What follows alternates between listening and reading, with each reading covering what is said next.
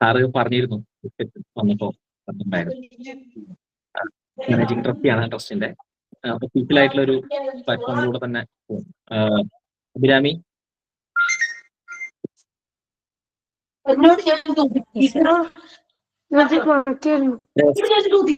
മക്കളെ മ്യൂട്ട് ചെയ്യണേ, കുട്ടികളെ മ്യൂട്ട് ചെയ്യണേ. Athmaja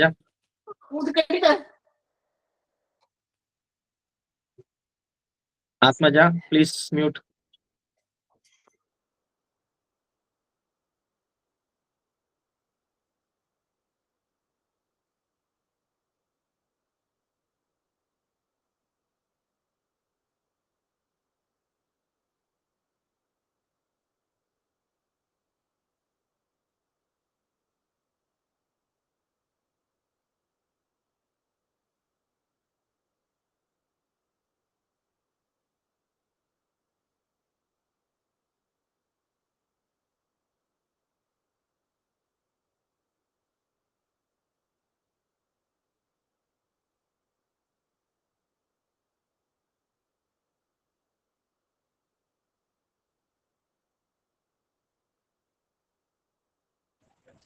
Good evening, everyone. I would like to begin with giving an introduction about Swadhyaya Batch. It's a proud moment as we launch the fourth batch of Swadhyaya Civil Service Coaching Program, an initiative of Swami Vivekananda Charitable Trust for Cultural and Scientific Research, dedicated to nurturing future civil servants with values, vision, and purpose. This year, we are excited to welcome both school and college students. While college students will receive a strong foundation in current affairs, personality development, and awareness building, the college batch will focus on advanced preparation for civil services with expert guidance and mentorship. Swadhyaya is not a coaching class, it's a platform to inspire and shape young minds for responsible public service. We look forward to another successful and meaningful journey ahead. First of all, I'd like to invite Dr. Madhu sir for delivering welcome speech. Sir, please.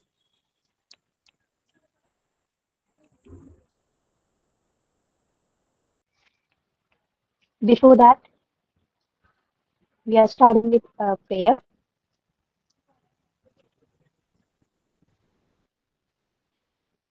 നിത്യ ചൈതന്യമേ നിന്നിലെ കാരുണ്യം നിത്യഭൂമിയിൽ ചൊരിഞ്ഞിടണം സത്യവും ധർമ്മവും N കളിത്തോഴരായി നിത്യവും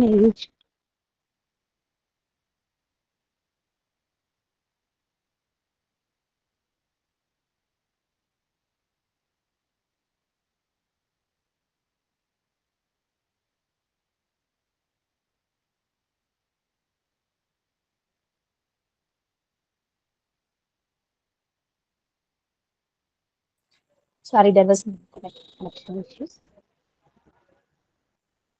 നിത്യ ചൈതന്യമേ നിന്നിലെ കാരുണ്യം നിത്യവും എന്നിൽ ചൊരിഞ്ഞിടണം സത്യവും ധർമ്മവും കളിത്തോഴര നിത്യവും ചാരത്തെത്തിയിടണം സത്യവും ധർമ്മവും കളിത്തോഴര നിത്യഭൂതിചാരത്തെത്തിയിടണം മാത്യനെ മാത്യനായി കാണുവാനിന്നിലെ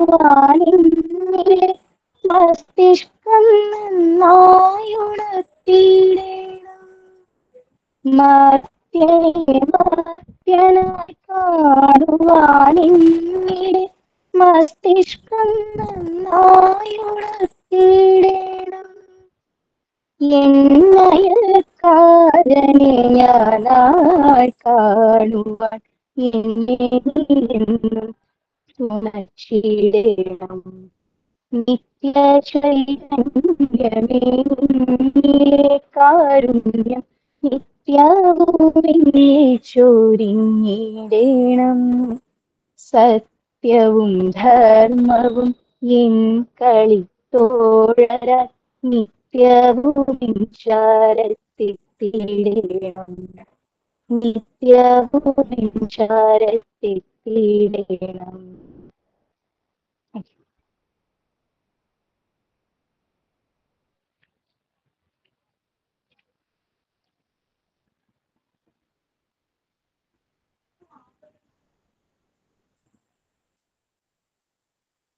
To begin this auspicious occasion, it's only fitting that we hear from the guiding force behind this initiative, the person whose vision, leadership, and commitment to youth empowerment have brought this program to life. Now, I invite Dr. Manoj Ratan sir, the Managing Trustee of Swami Vivekananda Trust, to deliver welcome address and formally inaugurate today's proceedings. Sir, please. ഏവർക്കും ഈശ്വരനാമത്തിൽ നന്ദി അറിയിക്കുകയാണ്. ഞാൻ doctor Manoj Dathan, സ്വാമി Vivekananda charitable ട്രസ്റ്റിന്റെ managing ട്രസ്റ്റിയാണ്. നിലവില് കേരള സ്റ്റേറ്റിന്റെ civil service അക്കാദമിയിലെ അധ്യാപകനും ഭാരത സർക്കാരിന്റെ steel board മെമ്പറും ആണ്. ഈയൊരു സ്വാധ്യായ എന്ന് പറയുന്ന 4ാമത്തെ ബാച്ച് 10 വർഷം നീണ്ടു നിൽക്കുന്ന നമ്മുടെ കുട്ടികൾക്ക് ക്ലാസ്സുകൾ കൊടുക്കാൻ പറ്റുക എന്നുള്ളത് ഒരു ജീവിതത്തിന്റെ ഏറ്റവും പ്രധാനപ്പെട്ട ഒരു ഭാഗമായിരുന്നു എന്ന് കണക്കാക്കുകയാണ്. 2019 സ്വാമി വിവേകാനന്ദ ട്രസ്റ്റ് എസ്റ്റാബ്ലിഷ് ആവുന്ന സമയത്ത് കുട്ടികൾക്ക്, ചെറിയ കുട്ടികളെ എടുത്ത് കുട്ടികളെ മോൾഡ് ചെയ്ത് കൊണ്ടുവന്ന് അവർക്ക് വേണ്ട ക്ലാസ്സുകൾ കൊടുത്ത് കോമ്പറ്റേറ്റീവ് എക്സാമിനേഷന്, എസ്പെഷ്യലി സിവിൽ സർവീസസിന് പ്രിപ്പയർ ചെയ്യിപ്പിക്കുക എന്നുള്ളൊരു വിഷനായിരുന്നു ഉണ്ടായിരുന്നത്. അതില് പല രീതിയിലുള്ള സപ്പോർട്ടീവ് മെഷേഴ്സ് പല ഇൻസ്റ്റിറ്റ്യൂഷൻസിന്റെ കയ്യിൽ നിന്നും ഓഫീസേഴ്സിന്റെ കയ്യിൽ നിന്നും എല്ലാം ലഭിച്ചിട്ടുണ്ട്. ആദ്യമായിട്ട് നമ്മുടെ ഒരു പ്രോഗ്രാം ഇൻവെസ്റ്റ് ചെയ്തിട്ടുണ്ടായിരുന്നത് കുമാർ സാറായിരുന്നു. പിന്നീട് പല ഘട്ടങ്ങളിലായിട്ട് പലതരത്തിലുള്ള കോഴ്സുകളിലായി നിലവിൽ ഏകദേശം ഒരു 3000-ഓളം കുട്ടികൾ ഇന്ന് സ്വാമി വിവേകാനന്ദ ട്രസ്റ്റിന്റെ വിവിധ ഓൺലൈൻ ബാച്ചുകളിൽ പഠിക്കുന്നുണ്ട്. ഇത്തരത്തിലൊരു ഒരു ഒരു പ്ലാറ്റ്ഫോം ഉണ്ടാക്കിയ നമ്മുടെ സമൂഹത്തിനാണ് ഏറ്റവും നന്ദി പറയേണ്ടത്. നമ്മളിന്ന് ഈ ഒരു പ്രോഗ്രാം ഞാനിങ്ങനെ ഉണ്ട് എന്ന് പറയുന്ന സമയത്ത് ഞാൻ ആദ്യമായിട്ട് കോണ്ടാക്ട് ചെയ്തത് ജോസഫ് സാറെ ആയിരുന്നു. കാരണം പല വേദികളിലും റേസിന്റെ, അതേപോലെ തന്നെ ഫേസിന്റെ എല്ലാം വേദികളിൽ സാറെ കാണുവാനായിട്ട് സ്ട്രൈക്ക് ചെയ്തിട്ടുണ്ടായിരുന്നു. അതിനുശേഷമായിരുന്നു എൻ്റെ അധ്യാപകനും മെന്ററും കൂടിയായിട്ടുള്ള അരുൺ സാറിൻ്റെ അടുത്ത് ഞാൻ സംസാരിക്കുകയും മാഷ പറഞ്ഞു ഓക്കെ കോണ്ടാക്ട് ചെയ്യൂ എന്ന് പറഞ്ഞു. അങ്ങനെയാണ് സാറിനെ കോണ്ടാക്ട് ചെയ്തത്.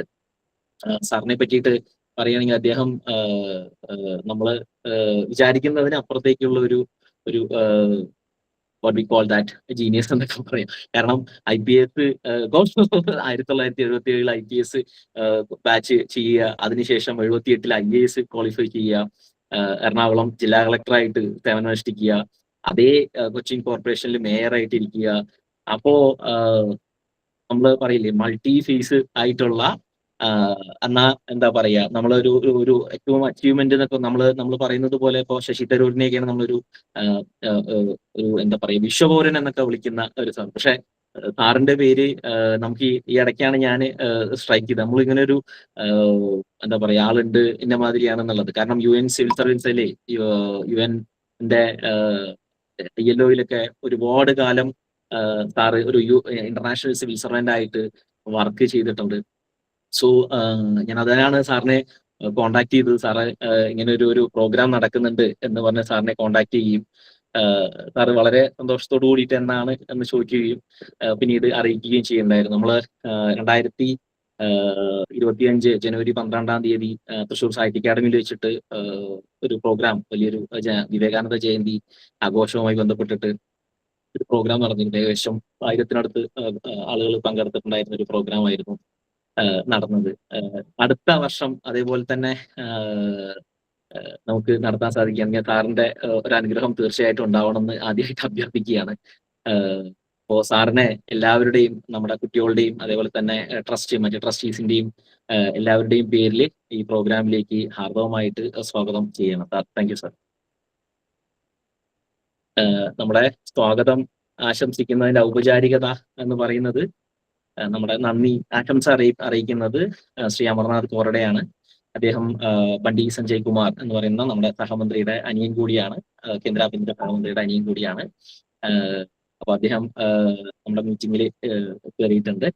അദ്ദേഹത്തെ ഏറ്റവും സ്നേഹത്തോടു കൂടിയിട്ട് സ്വാഗതം ചെയ്യുകയാണ്. നമ്മുടെ നന്ദി അറിയിക്കുന്നത് ഡോക്ടർ ഷിബു ബാലകൃഷ്ണനാണ്. അദ്ദേഹം ട്രാവലിംഗിലാണെന്ന് അറിയിച്ചിട്ടുണ്ടായിരുന്നു ഹൈദരാബാദിലെ മീറ്റിംഗുമായി ബന്ധപ്പെട്ടിട്ട്. സെക്രട്ടറിയാണ് അദ്ദേഹം. ആർമിയിൽ ഒരുപാട് കാലം സേവനമനുഷ്ഠിച്ചിട്ട് രാഷ്ട്രപതി APJ അബ്ദുൽ കലാമിന്റെ ഒക്കെ ഡ്രൈവറായിരുന്ന വ്യക്തി കൂടിയാണ്. സാമൂഹിക സേവനത്തിൽ ഒരു താങ്ങും തണലുമായിട്ട് നമ്മുടെ കൂടെ ഉണ്ടാവുന്ന ഷിബുവേട്ടനും എല്ലാവരുടെയും പേരിൽ സ്വാഗതം, ഈ പ്രോഗ്രാമിലേക്ക് സ്വാഗതം ചെയ്യുകയാണ്. അതുകൂടാതെ ഈ പ്രോഗ്രാമിൽ അറിയിച്ച് എത്തിയിട്ടുള്ള എല്ലാവർക്കും, കുട്ടികൾക്കും എല്ലാവർക്കും, പാരൻസിനും, ഏറ്റവും ഉപരി സർവേശ്വരനും നമ്മൾ ഈ ഒരു പ്രോഗ്രാം നന്നാവട്ടെ എന്ന് കരുതി എല്ലാവരെയും സർവേശ്വരന്റെ നാമത്തിൽ, ഭഗവാൻ വിവേകാനന്ദന്റെ നാമത്തിൽ സ്വാഗതം ചെയ്യുകയാണ്. ശേഷം സാറിനെ ക്ഷണിക്കുക. നമ്മൾ ഈ പ്രോഗ്രാം ഇനാഗുറേറ്റ് ചെയ്തുകൊണ്ട് കുട്ടികൾക്ക് ഒരു ഗൈഡൻസ് കൊടുക്കാനായിട്ട് അത്രയും ബഹുമാനപ്പെട്ട ജോസഫ് സാറിനെ ക്ഷണിച്ചുകൊള്ളുന്നു.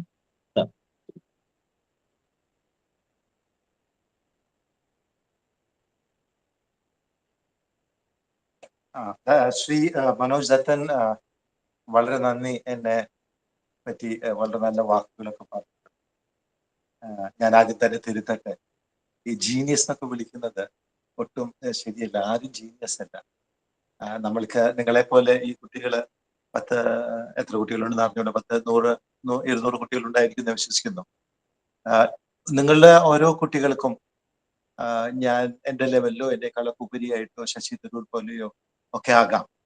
അത് നമുക്ക് കിട്ടിയിരിക്കുന്ന, നമ്മളെ സിദ്ധിച്ചിരിക്കുന്ന നമ്മുടെ കഴിവുകള് പരമാധികം ഉപയോഗിച്ചാൽ നിങ്ങൾക്ക് എല്ലാവർക്കും ആകാം. നമ്മളിൽ ആരും ജീനിയസ് ഒന്നുമല്ല. ജീനിയസ് എന്ന് പറഞ്ഞാൽ ഏതോ ദൈവം തരുന്ന ഒരു പ്രത്യേക വരം, ചിലർക്ക് മാത്രം കൊടുക്കുന്ന വരമായിട്ട് തെറ്റിദ്ധരിക്കാം. എനിക്കത് കിട്ടിയിട്ടില്ല, അതുകൊണ്ട് എനിക്ക് മുകളിലേക്ക് എത്താൻ സാധിക്കില്ല എന്ന് ഒരു ധാരണ വരാം. ജീനിയസ് എന്ന് പറഞ്ഞാൽ ഒന്നുമില്ല. നിങ്ങൾക്ക് തന്നെ അറിയാം, ആരാണ്? എഡിസൺ ആണ് പറഞ്ഞത്. Genius is 98% perspiration and 2% inspiration. Genius എന്ന് പറയുന്നത് 98% നമ്മുടെ കഠിന അധ്വാനമാണ്. ഒന്നില് നമ്മൾ വിജയിക്കാതെ വരുമ്പോൾ വീണ്ടും അതിനുവേണ്ടി പരിശ്രമിക്കുക, വീണ്ടും പരിശ്രമിക്കുക, വീണ്ടും പരിശ്രമിക്കുക. 98% നമ്മുടെ അധ്വാനമാണ്. ഈ ജീനിയസ് എന്ന് പറഞ്ഞ 2% മാത്രമേ നമുക്ക് ഒരു പ്രത്യേകമായിട്ടുള്ള ഒരു കഴിവൊക്കെ ആയിട്ട് കണക്ക് കൂട്ടാൻ സാധിക്കുള്ളൂ. അതുകൊണ്ട് നിങ്ങൾ ഓരോരുത്തരും, ഇപ്പോ എന്നെ ജീനിയസ് എന്ന് വിളിക്കുകയാണെങ്കിൽ നിങ്ങൾ ഓരോരുത്തരും ജീനിയസ് ആണ് എന്ന് ആദ്യം മനസ്സിലാക്കുക. ജീനിയസ് എന്ന് പറഞ്ഞാൽ നിങ്ങൾ ജീനിയസ് ആകുന്നത് നിങ്ങൾ 98% പരിശ്രമിച്ചാൽ നിങ്ങൾ ജീനിയസ് ആകും എന്നുള്ള കാര്യം കൂടി നിങ്ങൾ മനസ്സിലാക്കണം. അത് മനസ്സിലാക്കിയാൽ നിങ്ങൾക്ക് ഉന്നതങ്ങളിലേക്ക് ഉയരാൻ സാധിക്കും, ലക്ഷ്യത്തിലേക്ക് എത്താൻ സാധിക്കും. ലക്ഷ്യത്തിലേക്ക് മുകളിലേക്ക് പോകാൻ സാധിക്കും. ലക്ഷ്യത്തിന് ഒരു അതിരില്ല. നമുക്ക് ആദ്യത്തെ ലക്ഷ്യം പ്രാപിച്ചാൽ പിന്നെ അതിന്റെ മുകളിലത്തെ ലക്ഷ്യം പ്രാപിക്കാനായിട്ട് സാധിക്കും. അതേസമയം ശ്രീ ദത്തൻ 1-2 തവണ ആവർത്തിച്ചതുപോലെ ഇതൊക്കെ ഒരു അനുഗ്രഹം വേണം. നമ്മളുടെ മുകളില്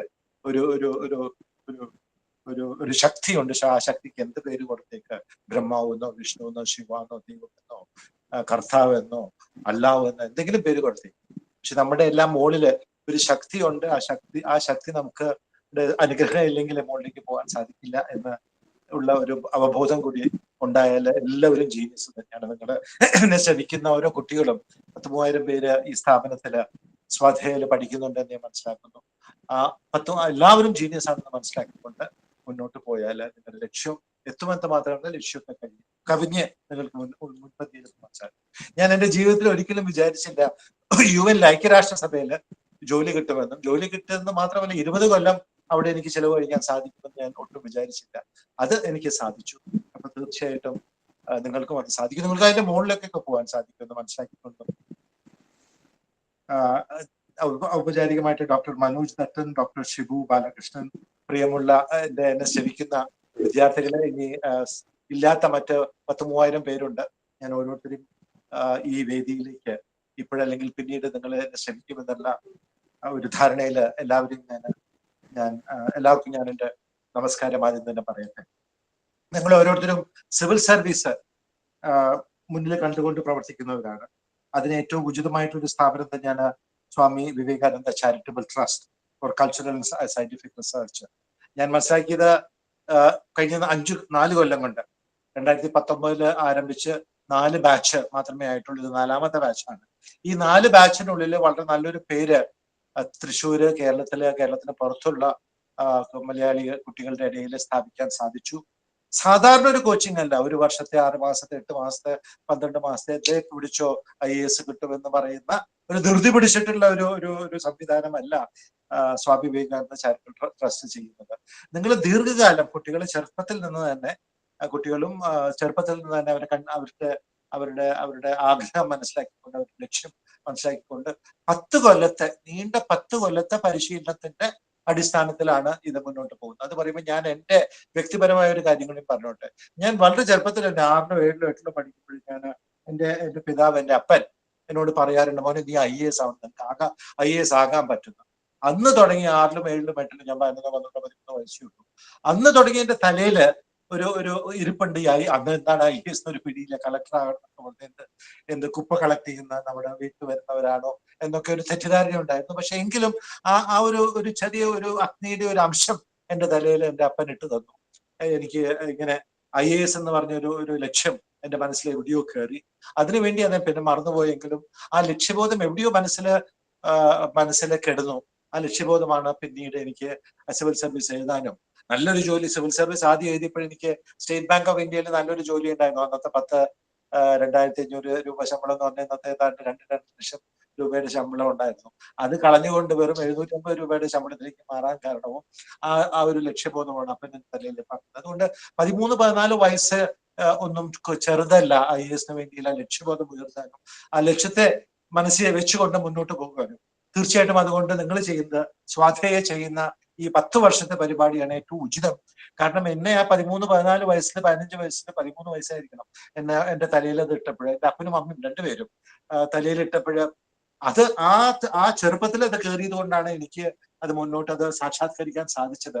അന്ന് 3 തവണ പരീക്ഷ എഴുതാൻ പറ്റുള്ളൂ. ഇന്ന് 10-12 തവണ എഴുതാം. അന്ന് 3 തവണ എഴുതിയാൽ ആദ്യത്തെ തവണ എഴുതിയപ്പോൾ തന്നെ IPS കിട്ടി. പിന്നെ എനിക്ക് IPS, ഞാനൊരു പോലീസുകാരനാകാനായിട്ടുള്ള ഒരു താല്പര്യമൊന്നും പ്രത്യേകിച്ച് ഇല്ലാത്തത് കൊണ്ട് ഞാൻ വീണ്ടും എഴുതി IAS കിട്ടി. IPSന്റെ ട്രെയിനിങ്, 1 വർഷത്തെ ട്രെയിനിങ് ഒക്കെ ഹൈദരാബാദിലുള്ള Sardar Vallabhbhai Patel national police academy SVP NPAയിൽ 1 വർഷത്തെ ട്രെയിനിങ് ഒക്കെ കിട്ടി. പക്ഷെ ഞാൻ അതിനിടയ്ക്കാണ് ഈ പരീക്ഷ 2ാം വട്ടം എഴുതി. 2ാം വട്ടം ഇന്റർവ്യൂവിന് വിളിച്ച് എനിക്ക് 2ാം വട്ടം റിസൾട്ട് IASൽ കിട്ടിയെന്ന് അറിഞ്ഞത്. അതുകൊണ്ട് IASലേക്ക് മാറി. എനിക്ക് IASലും IPSലും രണ്ടിലും തരക്കേടില്ലാത്ത റാങ്ക് ഉള്ളത് കൊണ്ട് IASൽ 1ാം സ്ഥാനത്തായിരുന്നു, കേരള കാഡറിലത്തെ 1ാം സ്ഥാനത്തായിരുന്നു, IPSൽ 2ാം സ്ഥാനത്തായിരുന്നു. അതുകൊണ്ട് കേരള കാഡർ, സ്വന്തം കാഡർ കിട്ടുക എന്ന് പറഞ്ഞാൽ ഏറ്റവും മുകളിലത്തെ റാങ്കുകാർക്ക് മാത്രമേ കിട്ടുള്ളൂ. 2 IPSലും IASലും എനിക്ക് കേരള കാഡർ തന്നെ കിട്ടാൻ സാധിച്ചു. ഞാൻ അതുകൊണ്ട് ഈ പറഞ്ഞത് ചെറുപ്പത്തിൽ നിന്ന് 13, 14, 15 വയസ്സും ഒട്ടും ചെറുപ്പമല്ല IAS എന്നുള്ളൊരു ലക്ഷ്യബോധം നിങ്ങളുടെ മനസ്സിൽ കയറാനായിട്ട്. കുറച്ച് ലേറ്റായ കുട്ടികളും ഇതിനകത്തുണ്ടാവും. 18, 20, 22 വയസ്സായ കുട്ടികളുണ്ടാവും. നിങ്ങൾക്കും ഇത് വൈകിട്ടില്ല.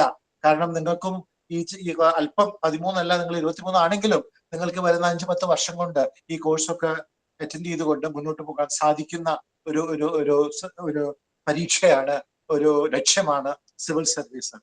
തീർച്ചയായിട്ടും നിങ്ങളൊക്കെ ഒരു ഉന്നത നേതൃത്വ സ്ഥാനത്തേക്ക് വരാൻ താല്പര്യമുള്ളവരാണ്. ഏറ്റവും ഇന്ത്യയെ സംബന്ധിച്ചിടത്തോളം നേതൃത്വ സ്ഥാനത്ത് വരാൻ സാധിക്കുന്ന, രാഷ്ട്രീയത്തിൽ തീർച്ചയായിട്ടും നിങ്ങൾക്ക് പ്രധാനമന്ത്രി, മുഖ്യമന്ത്രി, മന്ത്രിയൊക്കെ ആകാം. പക്ഷെ എല്ലാവർക്കും രാഷ്ട്രീയം സാധിക്കില്ല. പ്രത്യേകിച്ച് ഈ ചെറിയ പ്രായത്തിലൊന്നും സാധിക്കില്ല. ഒരു 10, 30, 40 വയസ്സായാൽ ഒക്കെ വേണമെങ്കിൽ 50 വയസ്സൊക്കെ ആയിരിക്കും നിങ്ങൾ തോന്നും. ഇപ്പൊ ഒരു നേതൃത്വ സ്ഥാനത്തേക്ക് വരണമെങ്കിൽ, ഇന്ത്യയില് നിങ്ങൾക്ക് നേതൃത്വ സ്ഥാനത്ത് വരണമെങ്കിൽ, ചെറുപ്രായത്തിൽ വരണമെങ്കിൽ ഇന്നും സിവിൽ സർവീസാണ് ഏറ്റവും നല്ലത് എന്നുള്ളതിനെ പറ്റി എനിക്ക് യാതൊരു സംശയമില്ല. വേണമെങ്കിൽ ഈ പറഞ്ഞതുപോലെ എനിക്ക് എന്റെ ജീവിതത്തിൽ സംഭവിച്ച പോലെ ചെറുപ്രായത്തിൽ തന്നെ വല്ല ഗൂഗിളിലോ അല്ലെങ്കിൽ വല്ല വലിയ സോഫ്റ്റ്വെയർ കമ്പനികളിലോ ഒക്കെ നിങ്ങൾക്ക് 1 ലക്ഷം 2 ലക്ഷം രൂപയുടെ ശമ്പളം കിട്ടാം. പക്ഷെ ഒരിക്കലും അവിടെയൊന്നും നേതൃത്വ സ്ഥാനത്തായിരിക്കില്ല. നിങ്ങൾ അവിടുത്തെ വെറും ഒരു തൊഴിലാളിയായിരിക്കും, ഒരു സോഫ്റ്റ്വെയർ തൊഴിലാളി. ചെയ്യുന്ന പണി തന്നെ ആവർത്തന വിരസത കൊണ്ട് ചെയ്യുക ചെയ്യും. ഓഫ്കോഴ്സ് പിന്നീടൊക്കെ നിങ്ങൾക്ക് ലക്ഷോ അല്ല, ദശലക്ഷോ അല്ല, വേണമെങ്കിൽ കോടികളിൽ ഒരാൾക്കോ ഒക്കെ മുകളിലേക്ക് പോകാൻ സാധിക്കില്ല എന്ന് ഞാൻ പറയുന്നില്ല. പക്ഷെ അത് കോടിയിൽ ഒന്നാണ്. ബാക്കി സാധാരണയായ നിങ്ങൾക്ക് ചെറുപ്രായത്തിൽ തന്നെ ഒരു നേതൃത്വ സ്ഥാനത്ത് വരണമെങ്കിൽ തീർച്ചയായിട്ടും ഇന്നും ഇന്ത്യയിലെ സിവിൽ സർവീസാണ് ഏറ്റവും നല്ലത്. സിവിൽ സർവീസിൽ പറഞ്ഞ ചെറുപ്പത്തിൽ തന്നെ ഞാൻ 21 വയസ്സിലോ മറ്റുമാണ് IPS ചേർന്നത്. അന്ന് തന്നെ ഒരു ASP ആകാ, ഒരു പോലീസ് ഉദ്യോഗസ്ഥനാകാ, അല്ലെങ്കിൽ പിന്നീട് 22 വയസ്സിലാണ് IAS കയറിയത്. അന്ന് തന്നെ ഒരു തൃശ്ശൂർ സബ് കളക്ടർ ആയിട്ടായിരുന്നു എന്റെ ആദ്യത്തെ പോസ്റ്റിംഗ്. ചുമന്ന ലൈറ്റും ഒക്കെ വെച്ചുകൊണ്ട് നല്ലത് ചെയ്യാനുള്ള അധികാരം എനിക്ക് ആ ചെറുപ്രായത്തിൽ കിട്ടിയത് IAS ഞാൻ അന്ന് സ്റ്റേറ്റ് ബാങ്കിൽ തുടങ്ങുന്നുണ്ടെങ്കിൽ കുറച്ച് പൈസയൊക്കെ ആ ഒരു ലക്ഷ്യം വെച്ചുകൊണ്ട് അത് തുടരുന്നെങ്കിൽ ഞാൻ ഇന്ന് നിങ്ങൾ എന്നെ വിളിക്കുകയൊന്നുമില്ല. ഞാൻ വല്ല AGM DGM ഒക്കെ ആയിട്ട് റിട്ടയർ ചെയ്യും, വേണമെങ്കിൽ GM ആയിട്ട് റിട്ടയർ ചെയ്യും, അല്ലെങ്കിൽ വേണമെങ്കിൽ ഏറ്റവും ഉന്നത തലത്തിലേക്ക് വേണമെങ്കിൽ ഈ പറയുന്ന പോലെ ലക്ഷക്കണക്കിന് പേരിൽ ഒരാൾക്കോ മറ്റും MD ആക്കാം സ്റ്റേറ്റ് ബാങ്കിന്റെ. പക്ഷെ അതൊക്കെ എനിക്ക് ഇന്ന് കിട്ടുന്ന ആ ഒരു എന്താ പറയാ ഒരു റെസ്പെക്ട് ആൾക്കാര് ഞാൻ IAS ആണെന്ന് അറിയുമ്പോൾ IAS ആയിരുന്നു എന്ന് അറിയുമ്പോൾ സാധാരണ കാണുമ്പോൾ ആരാന്ന് അറിയില്ല. അപ്പൊ സാറെന്താ ഞാൻ പറയും. ഇന്ന് കഴിഞ്ഞ ദിവസം തന്നെ ഞാൻ കെനിയയിൽ പോയിരുന്നു, നൈറോബിയില്. ഞാൻ 25-ാം തീയതിയാണ് തിരിച്ചു വന്നത്. അപ്പൊ 24-ാം തീയതി ഷാർജ വഴിക്കാ പോയത്. ഷാർജയിൽ നിന്ന് കൊച്ചിയിലേക്ക് 24-ാം തീയതി തിരിച്ചു വരുമ്പോ എന്റെ തൊട്ടപ്പുറത്തെ ഒരു ചെറുപ്പക്കാരൻ അവിടെ ഉക്രൈനില് മെഡിസിന് പഠിക്കുകയാണ്. ഉക്രൈനിലാണ് സാർ, ജോർജിയയില് തിബ്ലീസിയില് മെഡിസിന് പഠിക്കുകയാണ്. ആ ഒരു കുട്ടി എന്റെ ഒരു തൊടുപുഴയെന്ന് ഒരു 10-22 വയസ്സായ യുവാവ് ഉണ്ടായിരുന്നു. അദ്ദേഹം ആദ്യം സംസാരിച്ചു. അത് കഴിഞ്ഞിട്ട് എന്നോട് ചോദിച്ചു എന്താ ചെയ്തത്. ഞാൻ പ്രത്യേകിച്ച് ചെയ്യുന്നില്ല, റിട്ടയർ ചെയ്തു. എന്തായിരുന്നു എന്ന് ചോദിച്ചപ്പോ ഞാൻ IAS ആയിരുന്നു, ഞാൻ എറണാകുളം കളക്ടറും കൊച്ചി മേയറും ഒക്കെ ആയിരുന്നു കേട്ടപ്പോ അദ്ദേഹത്തിന്റെ മനോഭാവം 100% മാറി. അങ്ങനെയാണ് എല്ലാവരും നിങ്ങൾക്കൊക്കെ. അതുകൊണ്ട് ഇത് നിങ്ങൾക്ക് ലക്ഷ്യം വെച്ച് മുന്നോട്ട് പോകാൻ സാധിക്കുന്ന ഒരു സർവീസ് തന്നെയാണ് സിവിൽ സർവീസിൽ. നിങ്ങളുടെ നേതൃത്വത്തിന്റെ ആ അംശങ്ങള് നിങ്ങൾക്ക് ഏറ്റവും കൂടുതൽ ചെറുപ്പത്തിൽ തന്നെ പ്രകടമായിട്ട് 22, 23, 24, 25 വയസ്സിലൊക്കെ കിട്ടിയാല് ഏറ്റവും ചെറുപ്പപ്രായത്തിൽ ഒരു സബ് കളക്ടർ ആകാം, പിന്നീട് ഒരു കളക്ടർ ആകാം, പിന്നെ അതിലും വലിയ ഉയരങ്ങളിലേക്ക് കയറാം. ഇത് കളക്ടറും ഒക്കെ ഇതിലത്തെ ഏറ്റവും ജൂനിയർ പോസ്റ്റാണ് കേട്ടോ. നമ്മൾ കൂടുതൽ അവരെ പറ്റി കേൾക്കുന്നുള്ളൂ. പക്ഷേ അധികാര സ്ഥാനങ്ങളില് സെക്രട്ടറി, ഒരു ഡിപ്പാർട്ട്മെന്റ് സെക്രട്ടറി, കേന്ദ്ര ഗവൺമെന്റിലെ ടൂറിസം സെക്രട്ടറി ആയ ഒരു സാമ്രാജ്യം മുഴുവനാണ്. ഇന്ത്യ എന്നുള്ള വലിയ സാമ്രാജ്യമാണ് നിങ്ങളുടെ മുമ്പിൽ കിടക്കുന്നത്. നമുക്ക് ഒരുപാട് കാര്യങ്ങൾ ചെയ്യാൻ സാധിക്കും. അതുകൊണ്ട് തീർച്ചയായിട്ടും നിങ്ങളുടെ ഈ അഭിലാഷം പൂർത്തീകരിക്കട്ടെ എന്ന് പ്രാർത്ഥിക്കുന്നു. അത് പൂർത്തീകരിക്കട്ടെ എന്ന് പ്രാർത്ഥിക്കുമ്പോൾ അതിനുവേണ്ടി ഞാൻ നേരത്തെ പറഞ്ഞതുപോലെ പ്രാർത്ഥന തീർച്ചയായിട്ടും ആവശ്യമാണ്. നമ്മുടെ കഴിവുകൊണ്ടല്ല, പക്ഷെ സർവശക്തന്റെ കരുണ കൊണ്ടാണ് നമ്മൾ മുന്നിലേക്ക് പോകുന്നത്. നമുക്ക് ഈ സ്ഥാനങ്ങളിലേക്ക് ഉയരാൻ സാധിക്കുന്നതെന്ന് മനസ്സിലാക്കിക്കൊണ്ട് തന്നെ ഈ 98% നിങ്ങളുടെ സ്വന്തം പരിശ്രമമാണ്, നിങ്ങളുടെ കഠിനാധ്വാനമാണ് നിങ്ങൾക്ക് ഇത് ലഭിക്കാനായിട്ട് സാധിക്കുക എന്ന് കൂടി വീണ്ടും ഞാൻ പറയുകയാണ്. ഇതൊക്കെ പറയുമ്പോൾ നമ്മൾ ചോദിക്കും എന്തുകൊണ്ട്, കുറെ കാര്യങ്ങളൊക്കെ പറഞ്ഞു, എന്തുകൊണ്ടാണ് ഒരു ചോദ്യം നിങ്ങളുടെ മുമ്പിലുണ്ടാവും, എന്റെ മുമ്പിലുണ്ടായപ്പോ എന്റെ അപ്പൻ IAS വേണം എന്നൊക്കെ പറഞ്ഞപ്പോ എന്തുകൊണ്ടാണെന്ന് ചോദ്യം ഉണ്ടാവും. എനിക്ക് അന്ന് ചോദ്യം വളരെ ചെറുപ്പത്തിൽ ചോദിക്കാൻ സാധിച്ചില്ല. പക്ഷെ പിന്നീട് എനിക്ക് മനസ്സിലായത് കൊണ്ടാണ് രണ്ടാമത്തെ എഴുതിയത്. കുറച്ചുകൂടി പ്രായമൊക്കെ ആയപ്പോ നിങ്ങൾക്ക് പലരും 13, 15, 17, 18 വയസ്സായ കുട്ടികളാണെന്ന് ഞാൻ മനസ്സിലാക്കുന്നത്. അപ്പൊ ഈ ചോദ്യം നിങ്ങളുടെ മുമ്പിലുണ്ടാവും, എന്താണ് ഇതിനെപ്പറ്റി ഇത്രയും വലിയ പ്രത്യേകത, എന്തുകൊണ്ടാണ് IAS അല്ലെങ്കിൽ സിവിൽ സർവീസിലേക്ക് ട്രൈ ചെയ്യുന്നത്. അത് പറയുന്നതിന് മുമ്പ് ഒരു കാര്യം കൂടി ഞാൻ പറയട്ടെ കേട്ടോ. ഇത് സിവിൽ സർവീസ് മാത്രമല്ല, ഇന്ത്യയിൽ ഏതാണ്ട് 400 മത്സര പരീക്ഷകളുണ്ട്. NDA തുടങ്ങി, പിന്നെ റെയിൽവേസ് തുടങ്ങി ഒരുപാട് 400 മത്സര പരീക്ഷകളുണ്ട്. ഈ IAS വേണ്ടി, സിവിൽ സർവീസിന് വേണ്ടി ലക്ഷ്യമിട്ട് പഠിച്ചാൽ ഈ 400 സർവീസിൽ ഏതെങ്കിലേക്കും കയറി പറ്റാലും നല്ലൊരു തുടക്കം തന്നെയാണ്. പിന്നീടും IAS എഴുതാം. അതുകൊണ്ട് IAS വേണ്ടി പഠിച്ചു, എനിക്ക് കിട്ടിയില്ല, എന്റെ ജീവിതം മുഴുവൻ പോയിന്ന് തെറ്റിദ്ധരിക്കരുത്. കാരണം IAS ഒരു പരീക്ഷ മാത്രമാണ്. സിവിൽ സർവീസ് 400 വ്യത്യസ്ത പരീക്ഷകൾ ഇന്ത്യയിൽ മാത്രമുണ്ട്. ഇന്റർനാഷണൽ കോമ്പറ്റീഷൻസ് വേറെ കിടക്കുന്നു. ഈ 400 പരീക്ഷകളിലും നിങ്ങൾക്ക് എഴുതാനായിട്ടുള്ള ട്രെയിനിങ് ആണ് ഈ Swami Vivekananda cultural charitable trust നിങ്ങൾക്ക് തരുന്നത് എന്ന് മനസ്സിലാക്കണം. 10 കൊല്ലം കൊണ്ട് നിങ്ങളുടെ മനോഭാവം മാറും, നിങ്ങളുടെ പഠിക്കേണ്ട രീതി മാറും. നിങ്ങൾ എന്ത് പഠിക്കേണ്ട ഒരു പരീക്ഷ എഴുതുന്നത് എങ്ങനെയാണെന്നൊക്കെ നിങ്ങൾക്ക് മനസ്സിലാക്കി തരും. നിങ്ങളിപ്പോ ഗൂഗിൾ IAS പരീക്ഷ എഴുതിയാൽ ചിലപ്പോൾ തോറ്റുപോകും. കാരണം ഇത് നമുക്ക് അറിവ് മാത്രം പോരാ. അറിവ് എങ്ങനെ 2.5 മണിക്കൂറിനകത്ത് ഒരു കടലാസിൽ, ഒരു വെള്ള കടലാസിൽ എങ്ങനെ പകർത്തണം, ആ ചോദ്യങ്ങൾ 25 ചോദ്യങ്ങളുണ്ടെങ്കിൽ ആ 25 ചോദ്യങ്ങൾ എങ്ങനെ എഴുതണം, ഒരു ചോദ്യത്തിന് എത്ര മിനിറ്റ് എടുക്കാം, 5 ചോദ്യം വിട്ടിട്ട് 20 ചോദ്യങ്ങൾ ഉണ്ടെങ്കിൽ 5 ചോദ്യം വിട്ട് 15 ചോദ്യം മാത്രം എഴുതിയാല് ആ 15 ചോദ്യത്തിന് മാക്സിമം മാർക്ക് കിട്ടിയാൽ പോലും 5 ചോദ്യം വിട്ട് പോയാല് നല്ല മാർക്ക് കിട്ടില്ല. അപ്പൊ ഒരു പരീക്ഷ എഴുതാനുള്ള രീതി ഗൂഗിൾ എഴുതിയാൽ കിട്ടില്ല എന്ന് ഞാൻ പറയാൻ കാരണം ആ ഗൂഗിളിന് പരീക്ഷ എഴുതാനുള്ള രീതിയും കൂടി മനസ്സിലാക്കി കൊടുക്കണം. അപ്പൊ ഒരു പരിശീലനം എന്ന് പറഞ്ഞാൽ സ്വാമി വിവേകാനന്ദ ചാരിറ്റബിൾ ട്രസ്റ്റ് പോലെ ഒരു ട്രസ്റ്റ് നിങ്ങൾക്ക് പരിശീലനം തരുമ്പോൾ വെറും വിവരവും മാത്രമല്ല നിങ്ങൾക്ക് തരുന്നത്. ഒരു IPS സിവിൽ സർവീസ് പോലത്തെ ഒരു പരീക്ഷ, അല്ലെങ്കിൽ മറ്റ് ഇതര കോമ്പറ്റേറ്റീവ് എക്സാം, NDA ഉണ്ട്, ഒരുപാട് IMA ഉണ്ട്. എല്ലാ പരീക്ഷകൾക്കും ഒരു കോമ്പറ്റേറ്റീവ് പരീക്ഷയെ എങ്ങനെ എഴുതണം, ഈ 2.5 മണിക്കൂറിനകത്ത് നിങ്ങളുടെ തലയിലിരിക്കുന്ന ഉത്തരങ്ങൾ എങ്ങനെ ഒരു കടലാസിൽ പകർത്തണം എന്ന് മനസ്സിലാക്കാനായിട്ടുള്ള കഴിവും എന്നുള്ള രീതി, അതിന്റെ ട്രെയിനിങ് കൂടിയാണ് തരുന്നത്. അതും വളരെ അത്യാവശ്യമാണ്, നിങ്ങൾ മറക്കാൻ പാടില്ല. കാരണം ഈ പരീക്ഷ കറക്റ്റ് ചെയ്യുന്നത് UP-യിലോ ബീഹാറിലോ ഡൽഹിയിലോ അല്ലെങ്കിൽ മഹാരാഷ്ട്രയിലോ ഇരിക്കുന്ന ആരായിരിക്കും. അവർക്ക് നിങ്ങളുടെ പേര് അറിഞ്ഞൂടാ, നിങ്ങളുടെ ഒന്നും അറിഞ്ഞൂടാ, ഒരു നമ്പർ പോലും അറിയില്ല, ഫോൾസ് നമ്പർ ഇട്ടാണ് കൊടുക്കുന്നത്. നിങ്ങൾ ഈ കടലാസിൽ എന്ത് എഴുതിയിരിക്കുന്നോ അത് മാത്രമാണ് അവർക്ക് നിങ്ങളെ പറ്റി അറിയുന്നത്. അപ്പൊ എല്ലാം തലയിൽ അറിഞ്ഞുകൊണ്ട് കടലാസിലേക്ക് അത് 2.5 മണിക്കൂറിനകം പകർത്താൻ സാധിച്ചില്ലെങ്കിൽ അത് ഈ പഠിച്ചതെല്ലാം, ഈ അറിവെല്ലാം വൃതമായിട്ട് പോകും. അതുകൊണ്ട് പരീക്ഷ എഴുതേണ്ട രീതി, 2.5 മണിക്കൂറിനകം എല്ലാ ചോദ്യങ്ങൾക്കും ഒരു തരക്കേടില്ലാത്ത ഉത്തരം എങ്ങനെ എഴുതണം എന്നുള്ളതും കൂടി ഈ ട്രെയിനിങ്ങിന്റെ ഭാഗമാണ്.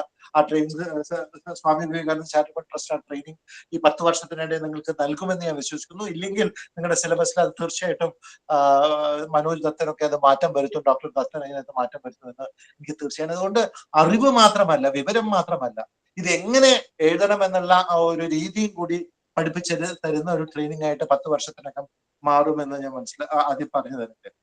പക്ഷെ ഞാൻ നേരത്തെ ചോദിച്ച ചോദ്യത്തിന് ഞാൻ ഇതുവരെ ഉത്തരം പറഞ്ഞില്ല. എന്തുകൊണ്ട് IAS? പല കാരണങ്ങളുണ്ട്. ഒന്ന്, ഞാൻ 20 വർഷം UN-ലുണ്ടായിരുന്നു, ഐക്യരാഷ്ട്രസഭയില്, ഇന്റർനാഷണൽ ലേബർ ഓർഗനൈസേഷനിൽ. ഞാൻ അവിടുത്തെ സിവിൽ സർവീസ് എന്ന് പറഞ്ഞാൽ ഏറ്റവും ഉന്നത സിവിൽ സർവീസ്, ലോകത്തിലത്തെ ഏറ്റവും മെച്ചപ്പെട്ട ഉദ്യോഗസ്ഥന്മാരെ എടുത്തുകൊണ്ടുള്ള ഒരു ഉദ്യോഗസ്ഥ വൃന്ദമാണ് ഇതില് UN-ലുള്ളത്.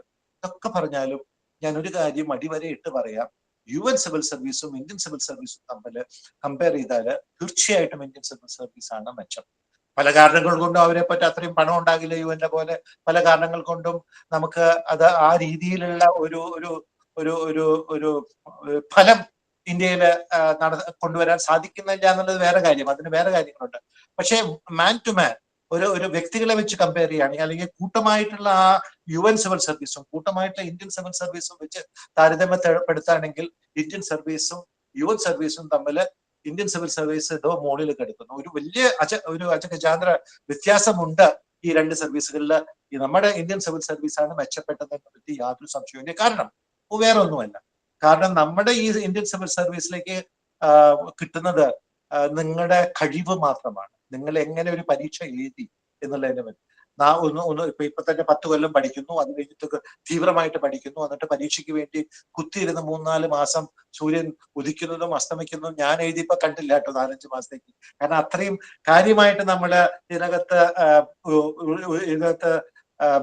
ഇതിനകത്ത് പഠിച്ചാൽ മാത്രമേ കിട്ടുള്ളൂ. ആ പരിശ്രമം ആവശ്യമാണ്. ഇതൊക്കെ ചെയ്തിട്ട് 10 ലക്ഷം പേര് എഴുതുന്ന ഒരു പരീക്ഷ എഴുതുന്ന വേറെ 100, 150, 200 പേർക്കോ മറ്റാണ് IAS-ഉം IPS ഒക്കെ കിട്ടുന്നത്. ഏറ്റവും എല്ലാ 22 സിവിൽ സർവീസ് പരീക്ഷ സിവിൽ സർവീസുകളിലേക്ക് ഈ ഒറ്റ പരീക്ഷ കൊണ്ട് നടക്കും. IAS മാത്രമല്ല, IAS, Indian foreign service, postal service, Indian revenue service, all Indian account service, Indian postal service, Indian police service, അങ്ങനെ 22 പരീക്ഷകളിലേക്ക് നിങ്ങൾക്ക് ഈ ഒറ്റ പരീക്ഷ കൊണ്ട് 25 സർവീസുകളിലേക്ക് ഈ ഒറ്റ പരീക്ഷ കൊണ്ട് നിങ്ങൾക്ക് സാധ്യതയുണ്ട് കിട്ടാനായിട്ട്. അതുകൊണ്ട് ആദ്യം കിട്ടുന്ന ഒരു 10,500, 2,000 റാങ്ക് വരയ്ക്കുള്ളവർക്ക് ഏതെങ്കിലും ഒരു സർവീസ് കിട്ടും. IAS ഒക്കെ കിട്ടുമെങ്കിൽ 10, 100, 150 വരണം. പ്രത്യേകിച്ച് ജനറൽ കാറ്റഗറിയിലാണെങ്കിൽ ആദ്യത്തെ 50 വരണം. വല്ല OBC ഒക്കെ ആണെങ്കിൽ ഒരു 10, 100 വരണം. ഷെഡ്യൂൾ കാസ്റ്റ്, ഷെഡ്യൂൾ ട്രൈബ് ഒക്കെ ആണെങ്കിൽ കുറച്ചും കൂടി പുറകിൽ റാങ്ക് വന്നാലും കിട്ടും.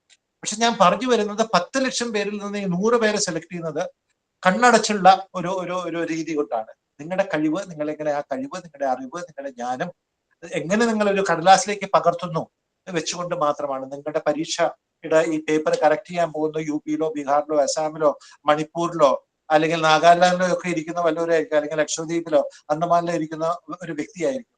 അവര് നിങ്ങളുടെ പരീക്ഷയുടെ കടലാസം മാത്രം കണ്ടുകൊണ്ടാണ്. അപ്പൊ അതുകൊണ്ടാണ് UN-ൽ അങ്ങനെയല്ല. UN-ല് നിങ്ങളുടെ പഴയ ചരിത്രമൊക്കെ നോക്കിക്കൊണ്ട്, നിങ്ങളുടെ UN-ഉമായിട്ടുള്ള ബന്ധമൊക്കെ നോക്കിക്കൊണ്ട് അവിടെ നിങ്ങളുടെ ഒക്കെയാണ് എടുക്കുന്നത്. ഒരു ആഗോള പരീക്ഷയുടെ ബേസിസിലല്ല, ആഗോള പരീക്ഷ എഴുതി അതിലത്തെ ഏറ്റവും ബെസ്റ്റ് കുട്ടികൾ എടുക്കുന്ന രീതിയല്ല. അതുകൊണ്ട് തന്നെ ഇന്ത്യയിലത്തെ ഏറ്റവും മെച്ചപ്പെട്ട, ഏറ്റവും നല്ല യുവാക്കളെയാണ് IAS-ലേക്ക് എടുക്കുന്നത്. അതാണ് ഒന്നാമത്തെ കാര്യം. നിങ്ങൾ 10 ലക്ഷം പേരിൽ ഏറ്റവും നല്ലതാണെങ്കിൽ മാത്രമേ അതിനകത്തേക്ക് കയറി പറ്റുള്ളൂ. രണ്ടാമത് അതിനകത്തേക്ക് കയറി പറ്റിയ 2 വർഷത്തെ ട്രെയിനിങ്, സമയോടിക ട്രെയിനിങ്ങിനെ പറ്റി ഞാൻ പറയാം. ഈ ട്രെയിനിങ് കൊണ്ട് നിങ്ങൾ 10-200 പേരുടെ കൂടിയുള്ള ഒരു ട്രെയിനിങ് ആണ്. 10-100 പേരുടെ കൂടി ഇന്ത്യയിലത്തെ ഏറ്റവും നമ്പർ 1 ആയിട്ടുള്ള 100 പേരുടെ കൂടിയാണ് നിങ്ങളുടെ ട്രെയിനിങ്. നിങ്ങളിൽ നിന്ന് തന്നെ പഠിക്കുന്ന പിയർ ലേണിംഗ് എന്നൊക്കെ പറയില്ലേ. ട്രെയിനിങ്ങിന്റെ സമയത്ത് ഒരു വശത്ത് നമുക്ക് കിട്ടുന്ന ടീച്ചർമാരും അവിടുത്തെ ലാൽ ബഹദൂർ ശാസ്ത്രി നാഷണൽ അക്കാഡമിയിൽ IAS ട്രെയിനിങ് അവിടെയാണ്. Sardar Vallabhbhai Patel national police academy, പോലീസിന്റെ ട്രെയിനിങ് ഹൈദരാബാദിലാണ്. ഇവിടെ 2 പേരുടെ നിന്നും നിങ്ങളുടെ ലെക്ചർമാരുടെയും പ്രൊഫസർമാരുടെയും അവിടുത്തെ ഡയറക്ടറും മറ്റ് ഡയറക്ടർമാരുടെ കയ്യിൽ നിന്നൊക്കെ കിട്ടുന്ന ജ്ഞാനം ഒരു വഴിക്ക്. പക്ഷെ നിങ്ങളിൽ തമ്മിൽ ഈ 100 പേര് തമ്മിൽ ഉള്ള ഒരു ഒരു ഒരു ഒരു ഒരു അറിവ്, ഒരു പിയർ ലേണിംഗ് കൊണ്ട് ഇന്ത്യയിലത്തെ ഏറ്റവും മെച്ചപ്പെട്ട 100 പേര്, ഏറ്റവും മെച്ചപ്പെട്ട 100 പേരുടെ കൂടെ 2 വർഷത്തോളം സഹവസിച്ചുകൊണ്ട് അങ്ങോട്ടും ഇങ്ങോട്ടും അവരുടെ ജ്ഞാനവും അറിവും ഒക്കെ മനസ്സിലാക്കിക്കൊണ്ടുള്ള ഒരു രീതി ആണ് ഇതിനകത്ത് വരുന്നത്. അതുകൊണ്ട് നിങ്ങളുടെ ഈ പിയർ ലേണിംഗ്, അങ്ങോട്ടും ഇങ്ങോട്ടും ഉള്ള ഈ 2 വർഷത്തെ ട്രെയിനിങ്ങിൽ നിങ്ങൾക്ക് കിട്ടുന്ന ഇതും ഒക്കെ കൊണ്ട് നിങ്ങളുടെ അറിവും ജ്ഞാനവും നിങ്ങൾക്ക് ഓരോ സന്ദർഭങ്ങളും ചെയ്യാനുള്ള ആ വിജ്ഞാനവും ആ കഴിവും ഒക്കെ മടങ്ങ് ഉയരത്തിലേക്ക് പോവുകയാണ്. അപ്പൊ ബെസ്റ്റ് ഓഫ് ദ ബെസ്റ്റ് ഒരു പരീക്ഷയിൽ നിന്ന് ഏറ്റവും നല്ലവരിൽ നിന്ന് നല്ലവരായ 100 പേര് എടുക്കുന്നു, 200 പേര് എടുക്കുന്നു. പിന്നെ ആ നല്ല 100 പേർക്ക് നല്ല ട്രെയിനിങ് കൊടുക്കുന്നു. പിന്നെ ആ നല്ല 100 പേര് സ്വന്തമായിട്ട് അങ്ങോട്ടും ഇങ്ങോട്ടുമുള്ള അവരുടെ പിയർ ലേണിംഗ് കൊണ്ട് അങ്ങോട്ടും ഇങ്ങോട്ടുള്ള പഠിപ്പും കൊണ്ട് മെച്ചപ്പെട്ടു പോകുന്നു. അതുകൊണ്ട് ഞാൻ വളരെ അസന്നിഗ്ധമായിട്ട് പറയാം, international service, UN international civil സർവീസിന് 10-20 കൊല്ലം ഉണ്ടായിരുന്നു. ILOയിൽ ഇന്ത്യൻ സിവിൽ സർവീസിലുണ്ടായിരുന്നു. ഇന്ത്യൻ സിവിൽ സർവീസ് തന്നെയാണ് മെച്ചപ്പെട്ടത്, യാതൊരു സംശയവും. പണ്ട് സർദാർ വല്ലഭായ് പട്ടേൽ ഇന്ത്യൻ സിവിൽ സർവീസിനെ സ്റ്റീൽ ഫ്രെയിം ഓഫ് ഇന്ത്യ, ഉരുക്ക് പടി എന്ന് പറഞ്ഞിരുന്നു. ഇപ്പോഴും ഏറെക്കുറെ ഉരുക്ക് സ്റ്റീലും ഉരുക്കൊക്കെ അല്പമൊക്കെ ഒന്ന് അവിടെ ഇവിടെയൊക്കെ വഴുതി പോയിട്ടുണ്ടെങ്കിലും ഇന്നും ഇന്ത്യൻ സിവിൽ സർവീസ് ആണ് ഇന്ത്യയുടെ ഏറ്റവും ശക്തിയായിട്ടുള്ള ബലം. അതൊരു ഇലക്ഷൻ നടത്താണെങ്കിലും, ഒരു സെൻസസ് നടത്താണെങ്കിലും, ഒരു കാനേഷിമാര് നടത്താണെങ്കിൽ, ഒരു പ്രശ്നമുണ്ടായാലും, ഒരു ഭൂകമ്പമുണ്ടായാലും, ഒരു സുനാമി ഉണ്ടായാലും, ഒരു ട്രെയിൻ അപകടത്തിൽപ്പെട്ടാൽ ഈ സിവിൽ സർവൻസ് ആണ് അവിടെ വന്ന് ആദ്യത്തെ രംഗത്ത് പ്രവർത്തിക്കുന്നത്. ആദ്യമല്ല, രണ്ടാമത്. ബാക്കി ഉദ്യോഗ തലത്തിലാണ് ഇതിന്റെ ഒരു പരിഹാരം കണ്ടുപിടിക്കാൻ സാധിക്കുന്നത്. നമുക്ക് തീർച്ചയായിട്ടും രാഷ്ട്രീയ ബോധം വേണം, രാഷ്ട്രീയ മന്ത്രിമാരൊക്കെ നമ്മുടെ പുറകിലുണ്ടാകും. പക്ഷെ നിങ്ങളാണ് സിവിൽ സർവൻസ് ആണ്, നിങ്ങൾ ഓരോരുത്തരുമായിരിക്കും അവിടെ പോയിട്ട് ഇതിന്റെ എല്ലാം കാര്യങ്ങൾ നടപ്പിലാക്കുന്നത്. അത് മനസ്സിലാക്കണം. അതുകൊണ്ട് ഇന്നും അത് സ്റ്റീൽ ഫ്രെയിം തന്നെയാണ്. മൂന്നാമതൊരു കാര്യം ഞാൻ ആവർത്തിക്കുകയാണ്. ഈ ഒരു പരീക്ഷയില് നിങ്ങൾ മന്ത്രിയുടെ മകനാകാം, പ്രധാനമന്ത്രിയുടെ മകളാകാം, പ്രസിഡന്റിന്റെ ചേട്ടന്റെ മകനാകാം. ഈ പരീക്ഷയിൽ ഇതൊന്നും നടക്കില്ല. ഈ പരീക്ഷയില് നിങ്ങളെ എങ്ങനെ എഴുതുന്നു അത് വെച്ച് മാത്രമായിരിക്കും. കോഴ്സ് ഇന്റർവ്യൂവിൽ വേണമെങ്കിൽ നിങ്ങൾ ഒരു വലിയ സീനിയർ ചീഫ് മിനിസ്റ്ററുടെ മകനാണോ മകളാണെന്ന് കേട്ടപ്പോൾ ചിലപ്പോൾ മാർക്ക് കൂടുതൽ കൊടുക്കാം, ചിലപ്പോൾ മാർക്ക് കുറവ് കൊടുക്കും. പക്ഷെ ഇന്റർവ്യൂ ബോർഡിൽ അവരൊക്കെ വളരെ 10-60 വയസ്സ് പ്രായമുള്ള വളരെ പക്വതയുള്ളവരാണ്. അതുകൊണ്ടൊന്നും അവരുടെ മനസ്സ് മാറാൻ പോകുന്നില്ല. നിങ്ങൾ എങ്ങനെ ഉത്തരം പറയുന്നു, നിങ്ങളുടെ പേഴ്സണാലിറ്റി എങ്ങനെയാണോ അത് വെച്ച് മാത്രമേ മാർക്ക് ഇടുള്ളൂ. ഞാനതുകൊണ്ട് പറഞ്ഞു വരുന്നത്, ഇന്ത്യയിലത്തെ ഏറ്റവും വലിയ ഉയർന്ന ഒരു ചീഫ് ജസ്റ്റിസിന്റെ മകളായിരിക്കാം, പ്രധാനമന്ത്രിയുടെ മകളായിരിക്കും. ഇന്നത്തെ പ്രധാനമന്ത്രിക്ക് മക്കളൊന്നുമില്ല. പക്ഷെ ഞാനൊരു ഇതായിട്ട് പറയാണ്, ഒരു മുഖ്യമന്ത്രി, UPയിലത്തെ മുഖ്യമന്ത്രി അല്ലെങ്കിൽ മഹാരാഷ്ട്രയുടെ മുഖ്യമന്ത്രിയുടെ മകളായിരിക്കാം, അല്ലെങ്കിൽ അനന്തരവരായിരിക്കാം. അതൊന്നും ഇവിടെ കാര്യമില്ല. നിങ്ങൾ എങ്ങനെ പരീക്ഷ എഴുതും? അതുകൊണ്ട് it's almost fool proof system. ഇല്ല, അതിനകത്ത് കുറച്ചൊക്കെ ഈ അടുത്തിടെയായിട്ട് കുറെയൊക്കെ ചിലതൊക്കെ കേൾക്കുന്നുണ്ടെങ്കിലും ഇന്നും അതൊരു ഏറെക്കുറെ സിസ്റ്റമാണ്. ആർക്കും ഇതിനകത്ത് നമ്മുടെ ചില PSCയിലൊക്കെ കേട്ടിട്ടുണ്ട് ഉത്തരക്കടലാസിന് പിന്നിൽ പോകുന്നതൊക്കെ. അതൊന്നും ഇവിടെ നടക്കില്ല. ഇവിടെ ശരിക്കുള്ള രീതിയിൽ എഴുതാൻ മാത്രമേ ഉള്ളൂ. അതുകൊണ്ട് തന്നെ പിന്നെ കേരളം എന്ന് പറഞ്ഞാൽ ഇന്ത്യയിലത്തെ ഒരു മുക്കില്, തെക്കേ പടിഞ്ഞാറൻ മുക്കിലത്തെ ഒരു 3% മാത്രം 1.5% ഭൂമിയുടെ വിസ്തീർണം, ഇന്ത്യയുടെ ആകെ വിസ്തീർണം നോക്കുകയാണെങ്കിൽ ഇന്ത്യയുടെ ജനസംഖ്യയിലെ 3% മാത്രമുള്ള നമ്മളൊരു ലിംഗ്വിസ്റ്റിക് മൈനോറിറ്റിയാണ്. എന്ന് പറഞ്ഞാൽ ഭാഷ ന്യൂനപക്ഷമാണ്. എങ്കിൽ പോലും കേരളത്തിന് എത്ര പേർക്കാണ് കിട്ടുന്നത് എന്ന് പറഞ്ഞാൽ അത്രയും ഭംഗിയായിട്ട് നടത്തുന്ന ഒരു പരീക്ഷയാണ്. അതിനകത്ത് ഇതുവരെയ്ക്ക് വലിയ കോട്ടങ്ങളും തട്ടിയിട്ടില്ല. അതുകൊണ്ട് നിങ്ങൾ നന്നായിട്ട് എഴുതിയാൽ കിട്ടും, മോശമായിട്ട് എഴുതിയാൽ കിട്ടില്ല. അടിസ്ഥാനം തന്നെ. പിന്നെ വലിയ ഭാഗ്യമൊക്കെ ഉണ്ടെങ്കിൽ ചിലപ്പോ എന്നാലും വലിയ കാര്യമൊന്നുമില്ല. ഞാൻ പച്ചയ്ക്ക് പറയാം, ഇത് നിങ്ങൾ ഭംഗിയായിട്ട് എഴുതിയില്ലെങ്കിൽ കിട്ടാൻ ചാൻസ് ഇല്ല. അധ്വാനിച്ച് പഠിച്ചാൽ മാത്രമേ ഈ 10 വർഷം നീണ്ടു നിൽക്കുന്ന ഈ 10 വർഷം കുത്തിയിരുന്ന് ഇതിന്റെ താല്പര്യത്തോടു കൂടെ നിങ്ങൾ പഠിച്ചാലും തീർച്ചയായിട്ടും കിട്ടാൻ സാധിക്കും, ഇല്ലെങ്കിൽ ഇല്ല എന്നുള്ളത് ആദ്യം തന്നെ മനസ്സിലാക്കണം. ഞാൻ ജീനിയസ് എന്നൊക്കെ അദ്ദേഹം വിളിച്ചു. ഞാനൊരു സാധാരണ ഒരു ഒരു ഒരു ഒരു ഒരു ഒരു യുവാവായിരുന്നു പരീക്ഷ എഴുതിയപ്പോൾ. എനിക്കും ഈ പറയുന്ന പോലെ കേരളത്തിന്റെ ഒരു ബുക്കിൽ നിന്ന് വന്നു. ഞാൻ കുറച്ച് ചെന്നൈയിലൊക്കെ പോയി പഠിച്ചിട്ടുണ്ടെന്നല്ലാതെ കൂടുതലൊന്നും അറിഞ്ഞിട്ടില്ല. എനിക്ക് കിട്ടാമെങ്കിൽ നിങ്ങൾക്കും കിട്ടാം എന്ന് നിങ്ങൾ മനസ്സിലാക്കണം. ഞാൻ സാധാരണക്കാരനായ എന്നെ പോലത്തെ ഒരു വ്യക്തിക്ക് ഇത് കിട്ടാന്നുണ്ടെങ്കിൽ നിങ്ങള് അസാധാരണ വ്യക്തിത്വമുള്ളവരാണ് നിങ്ങൾ ഓരോരുത്തരും. അതുകൊണ്ട് അസാധാരണ വ്യക്തിത്വവും മിടുക്കുമുള്ള നിങ്ങൾക്ക് ഓരോരുത്തരും കിട്ടാൻ സാധിക്കും. പ്രത്യേകിച്ച് ഞാനത് ആവർത്തിച്ച് പറയാം, ഈ 10 വർഷത്തെ ട്രെയിനിങ് എന്ന് പറഞ്ഞ ചെറിയ കാര്യമല്ല.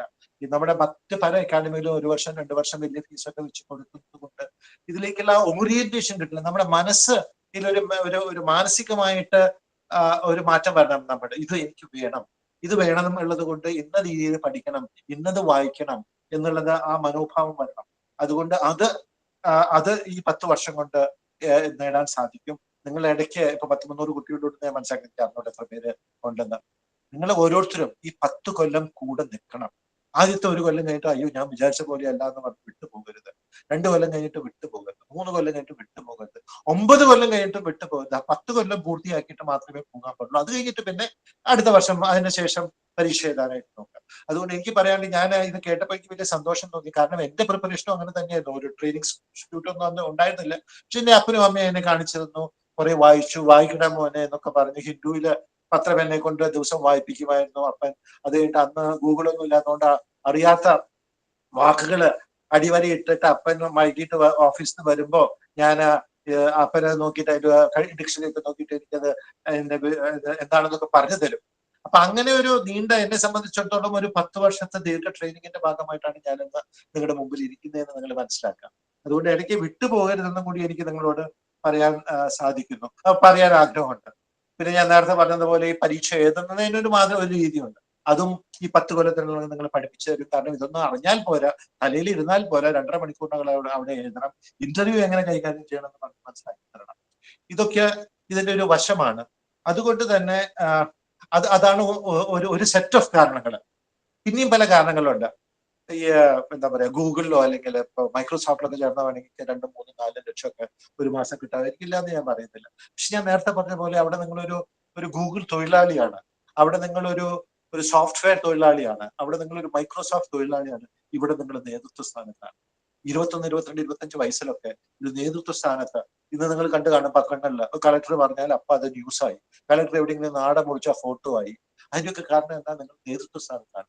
നിങ്ങൾക്കൊരു തൊഴിലാളികളുടെ സ്റ്റാറ്റസ് ഞാൻ കുറയ്ക്കല്ല, പക്ഷെ നിങ്ങൾ തൊഴിലാളി ആകണോ, നിങ്ങൾ നേതൃത്വ സ്ഥാനത്ത് വേണോ എന്നുള്ളത് നിങ്ങൾ തന്നെ തീരുമാനിക്കുക. നേതൃത്വ സ്ഥാനത്ത് വേണമെങ്കിൽ ഈ 10 കൊല്ലം കാര്യമായിട്ട് തന്നെ പഠിക്കുക. രണ്ടാമത്തെ കാര്യം, ആദ്യത്തെ ഒരു സെറ്റ്, രണ്ടാമത്തെ ഒരു സെറ്റ് കാര്യം എന്ന് പറഞ്ഞാൽ, ഇത് ഞാൻ പറഞ്ഞു വലിയ 2 ലക്ഷം ശമ്പളം കിട്ടില്ല എന്ന്. പക്ഷെ ശമ്പളം നല്ലതായിട്ടുണ്ട്. 65,000 രൂപയാണ് നിങ്ങൾക്ക് പരീക്ഷ എഴുതി ജോയിൻ ചെയ്ത ആദ്യത്തെ മാസം തൊട്ട് കിട്ടുന്നത്. അത് കൂടി അങ്ങ് കൊണ്ടിരിക്കും. പിന്നീട് അത് 2.5 ലക്ഷമൊക്കെ എപ്പിയോ 3 ലക്ഷമൊക്കെ എപ്പിയോ ഉണ്ട്. നിങ്ങളുടെ കാലത്ത് അത് 10-30 ലക്ഷമൊക്കെ ആയിട്ട് മാറും. ഇപ്പൊ 10 കൊല്ലം കഴിഞ്ഞിട്ടാണെങ്കിൽ ഈ ഇന്നത്തെ 65,000 1.5-2 ലക്ഷമൊക്കെ ആയിട്ട് മാറും. അതുകൊണ്ട് ശമ്പളം ആവശ്യത്തിന് നന്നായിട്ടുണ്ട്. ശമ്പളം കുറവാണെന്നുള്ളൊരു തെറ്റിദ്ധാരണയൊന്നും വേണ്ട. അതുകൊണ്ട് ശമ്പളമുണ്ട്. ഒരു വർഷം 65,000 ശമ്പളമായിട്ട് തന്നെ കയ്യിൽ ആദ്യത്തെ മാസം തന്നെ നിങ്ങൾക്ക് ആ ശമ്പളം 65,000 കിട്ടും. പിന്നെ ശമ്പളത്തിന് ഇതരയായിട്ട് ഒരുപാട് ഗുണങ്ങൾ ഇതിനകത്തുണ്ട്. അത് നിങ്ങൾക്ക് അറിയുമെന്ന് അറിഞ്ഞുകൂടാ. ആദ്യം തന്നെ ഒരു കാറ് ചുവന്ന ലൈറ്റൊക്കെ വെച്ച് ഒരു പോലീസുകാരൻ മുമ്പിൽ ഇരുത്തി അസിസ്റ്റന്റ് കളക്ടറായിട്ട്, ട്രെയിനിങ്ങിലത്തെ അസിസ്റ്റന്റ് കളക്ടറായിട്ട് ഒക്കെ ഇരിക്കുമ്പോൾ തന്നെ, അതായത് ജോയിൻ ചെയ്ത് 1 വർഷത്തെ ട്രെയിനിങ് മസൂരിയിൽ കഴിഞ്ഞിട്ട് ആദ്യമായിട്ട് നിങ്ങൾ കേരളത്തിലോ നിങ്ങളെ പോസ്റ്റ് ചെയ്ത സംസ്ഥാനത്ത് വരികയാണെങ്കിൽ ഒരു ചുവന്ന ലൈറ്റ് ഇട്ട സർക്കാർ വണ്ടി ഇന്നോവയിലൊക്കെ ഇരുന്ന് പോകാനായിട്ടുള്ള ഒരു താല്പര്യം ആർക്കാ ഉണ്ടാക്കാത്തത്? നിങ്ങൾക്കും ഉണ്ടാവും, എനിക്കും ഉണ്ടാവും, എല്ലാവർക്കും ഉണ്ടാവും. അപ്പൊ അങ്ങനെ ഒരു കാറ്, ചുവന്ന ലൈറ്റ് വെച്ച കാറ്, ഒരു പോലീസ് കോൺസ്റ്റബിൾ മുമ്പിൽ ഇരുന്ന് നിങ്ങളെ സുരക്ഷിക്കുന്നു പറഞ്ഞിരിക്കുന്നു. പിന്നെ ഒരു വീട്, പിന്നെ യാത്ര, ഇഷ്ടംപോലെ യാത്രകള്, പിന്നെ സ്റ്റാഫ്, ഒരു ക്ലർക്ക്, ഒരു പ്യൂണ്, മറ്റൊന്ന് മറിച്ച് എവിടെ പോയാലും ഇതൊക്കെ ഇതിന്റെ ഭാഗമായിട്ട് എടുക്കുകയാണെങ്കിൽ ഞാൻ ഈ 65,000 രൂപ പറഞ്ഞത് 1.5 ലക്ഷമായിട്ട് മാറും. പക്ഷെ അതൊക്കെ നിങ്ങൾക്ക് കിട്ടുന്ന, ഇതിന്റെ കൂടെ കിട്ടുന്ന സൗജന്യമായിട്ട് കിട്ടുന്ന കാര്യങ്ങളാണ്. കാറും വീടും ഡ്രൈവറും കോൺസ്റ്റബിളും ഒക്കെ. പിന്നെ നിങ്ങൾക്ക് കിട്ടുന്ന ആദരവിന് ഒരു വിലയിടാൻ പറ്റില്ല. ഇംഗ്ലീഷില് ഇൻവാല്യുബിൾ എന്ന് പറയും. നമുക്ക് അതിന്റെ വാല്യൂ, നമുക്ക് അതിന്റെ മൂല്യം കണക്ക് കൂട്ടാൻ സാധിക്കാത്ത ഒരു കാര്യത്തിനാണ് ഇൻവാല്യുബിൾ എന്ന് പറയുന്നത്. സ്നേഹത്തിന് വിലയിടാൻ, മൂല്യമിടാൻ പറ്റില്ല. ഇതും അതേപോലത്തെ മൂല്യം ഇടാൻ പറ്റാത്തതാണ്. ഒരു 10-25 വയസ്സിലൊക്കെ നിങ്ങൾ സബ് കളക്ടർ ആകുമ്പോൾ നിങ്ങൾക്ക് കിട്ടുന്ന ആദരവും ആ ജനങ്ങളുടെ നിന്ന് കിട്ടുന്ന ഒരു ഒരു ഒരു ആദരവും, ഒരു സ്നേഹാദരവ്, പേടിച്ചുള്ള ആദരവല്ല, പക്ഷെ സ്നേഹത്തോണ്ടുള്ള ആദരവ് കിട്ടുന്നത്, അതിനൊരു വിലയിടാൻ പറ്റും. അത് കോടിക്കണക്കിന് രൂപ മതിപ്പുള്ളതാണ്. അതിന് ഞാൻ വിലയിടുന്നത് ശരിയില്ല. ഞാനിത് പണമായിട്ട് കിട്ടുന്നത് അല്ലെങ്കിൽ ഭൗതികമായിട്ട് കിട്ടുന്ന കാറും ഡ്രൈവറിനെ പറ്റി മാത്രമേ പറഞ്ഞുള്ളൂ. ഭൗതികമല്ലാതെ കിട്ടുന്ന ആ റെസ്പെക്ട് ഉണ്ടല്ലോ, ആ ആദരവ് ഉണ്ടല്ലോ, അതിനൊരിക്കലും ആർക്കും ഒരു വിലയിടാൻ പറ്റില്ല. നിങ്ങൾ എങ്ങനെ പെരുമാറുന്നോ, IAS കിട്ടിയെന്ന് പറഞ്ഞ വലിയ വർഷങ്ങളൊക്കെ പഠിച്ചു പോയാൽ അത് ആദരവ് 1-2 കൊല്ലത്തിനകം പോകും. പക്ഷെ നിങ്ങൾ ജനത്തിന്റെ ഒരു ഭാഗമായിട്ട് നിങ്ങൾ ജനത്തിന് വേണ്ടി പ്രവർത്തിച്ചാൽ, നിങ്ങൾക്ക് അധികാരമുണ്ട്, ഒരുപാട് അധികാരമുണ്ട്. ആദ്യത്തെ ദിവസം തുടങ്ങി തന്നെ അധികാരം നല്ലതിന് വേണ്ടി ഉപയോഗിച്ചാൽ, അധികാരം ദുരുപയോഗിക്കാതെ, അധികാരം ഗുണം ചെയ്യാൻ വേണ്ടി, അധികാരം വീട് പണിത് കൊടുക്കാൻ വേണ്ടി, അധികാരം പാലം പണിയാൻ വേണ്ടി, അധികാരം പാവങ്ങളുടെ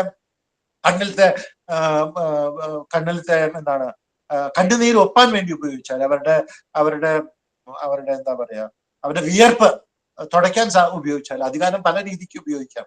അധികാരം നമുക്ക് മോശമായിട്ട് ഉപയോഗിക്കാം. അധികാരം ഹിറ്റ്ലർ അധികാരം ഉണ്ടായിരുന്നു, തോക്കിൽ നിന്നുള്ള അധികാരം, പേടിച്ചുകൊണ്ടുള്ള അധികാരം, മോശമായിട്ട് ഉപയോഗിച്ച അധികാരം. മറുവശത്ത് മഹാത്മാഗാന്ധി ഉണ്ടായിരുന്നു. മഹാത്മാഗാന്ധിക്ക് എന്താ അധികാരമുള്ള? അദ്ദേഹം കളക്ടറും ആയിരുന്നില്ല, ബിസിനസ്സുകാരനായിരുന്നില്ല, ഒന്നും വലിയ ഒരു മന്ത്രി പോലും ആയിരുന്നില്ല, MLA പോലും ആയിരുന്നില്ല, MP പോലും ആയിരുന്നില്ല. പക്ഷെ നമ്മൾ ഇന്നും ആദരിക്കുന്നു, ലോകം മുഴുവൻ ആദരിക്കുന്നു.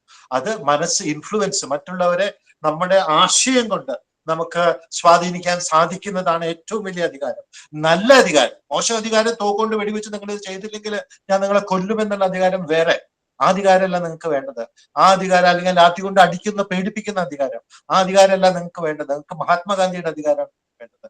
മറ്റുള്ളവരെ പറഞ്ഞ ബ്രിട്ടീഷുകാർ പോലും അദ്ദേഹത്തിനെ ആദരിച്ചു. എന്തുകൊണ്ടാണ്? ബ്രിട്ടീഷുകാരോട് പറഞ്ഞു, നിങ്ങൾ ഈ ചെയ്ത് തെറ്റാണ്, നിങ്ങൾ വലിയ മോറലായിട്ട്, വലിയ താത്വികമായിട്ടൊക്കെ നിങ്ങൾ കാര്യങ്ങൾ പറയുന്നുണ്ടല്ലോ, പക്ഷെ നിങ്ങൾ ചെയ്യുന്നത് ശരിയല്ലേ, ശരിയാണോ എന്ന് നിങ്ങൾ ആലോചിക്കും. നിങ്ങളൊരു മറ്റുള്ള രാജ്യത്ത് വന്നിട്ട് അടക്കി ഭരിക്കുന്നത് തെറ്റല്ലേ എന്ന് അവരോട് പറഞ്ഞ് അവരെ മനസ്സിലാക്കുന്നു. പിന്നെ ഒരു ഇന്ത്യൻ ജനതയെ മൊത്തം, അന്ന് 45 കോടി ജനങ്ങളുണ്ടായിരുന്നു. ഒരു ഇന്ത്യൻ ജനതയെ മൊത്തം അവരന്ന് വിചാരിച്ചിരുന്ന ഇത് അവരുടെ ഒരു യോഗമാണ്. നമ്മുടെ അപ്പൂപ്പന്മാരൊക്കെ വിചാരിച്ചത് ഇത് അവരുടെ ഒരു ദുര്യോഗമാണ്, ബ്രിട്ടീഷുകാരുടെ കീഴിൽ കിടക്കാൻ. അല്ല, ഇത് നിങ്ങളുടെ ദുര്യോഗമല്ല. നിങ്ങളിത് ഒന്നടിച്ച് സംഘടിച്ചാൽ നിങ്ങൾക്ക് സ്വാതന്ത്ര്യം കിട്ടുമെന്ന് പറഞ്ഞ് മനസ്സിലാക്കി. ഇതുവരെ തോക്കോ എന്താ പറയാ, ബുള്ളറ്റോ അല്ലെങ്കിൽ ഉണ്ടയോ പീരങ്കിയോ ലാത്തിയോ ഒന്നുമില്ലാതെ അവരോട് പറഞ്ഞ് മനസ്സിലാക്കാനുള്ള ആ ഒരു അധികാരം ഉണ്ടല്ലോ, ആ അധികാരമാണ് ഒരു IAS കാരനായിട്ട് IAS അല്ലെങ്കിൽ വേറെ സിവിൽ സർവീസ് ഉപയോഗിക്കേണ്ടത്. അല്ലാതെ നിങ്ങളുടെ ഈ കസേരയുടെ അധികാരം ഒരു വശത്തുണ്ട്, പക്ഷെ അതിലും വലുത് നിങ്ങൾക്ക് ഒരു കൂട്ടർ നിങ്ങളുടെ മുമ്പിൽ വരുമ്പോൾ, ഒരു പ്രശ്നമായിട്ട് വരുമ്പോൾ അവരെ പറഞ്ഞ് മനസ്സിലാക്കാനായിട്ട് ഉള്ള ആ ഒരു കഴിവ്, അത് ആ പറഞ്ഞ് മനസ്സിലാക്കാനായിട്ടുള്ള ഏറ്റവും വലിയ അധികാരം, ആ അധികാരം ഒരു കസേരയുടെയോ നിയമത്തിന്റെ കീഴിലോ അല്ലെങ്കിൽ IPC പ്രകാരമോ അല്ലെങ്കിൽ എന്താണ് ഇപ്പോഴത്തെ പുതിയ നിയമ സംഹാരിതയുടെ ഉള്ള അധികാരം ഒരു വശത്തുണ്ട്. അത് നല്ലതിനായിട്ട് ഉപയോഗിക്കണം, നല്ലത് വേണ്ടി ഉപയോഗിക്കണം. പക്ഷെ അതിലൊക്കെ വലിയ അധികാരം നിങ്ങൾ മറ്റുള്ളവർ പറഞ്ഞ് മനസ്സിലാക്കുന്നതാണ്. അതുകൊണ്ട് അത് കൂടി നിങ്ങൾക്ക് ഉണ്ട്, അധികാരമുണ്ട് നിങ്ങൾ മനസ്സിലാക്കണം.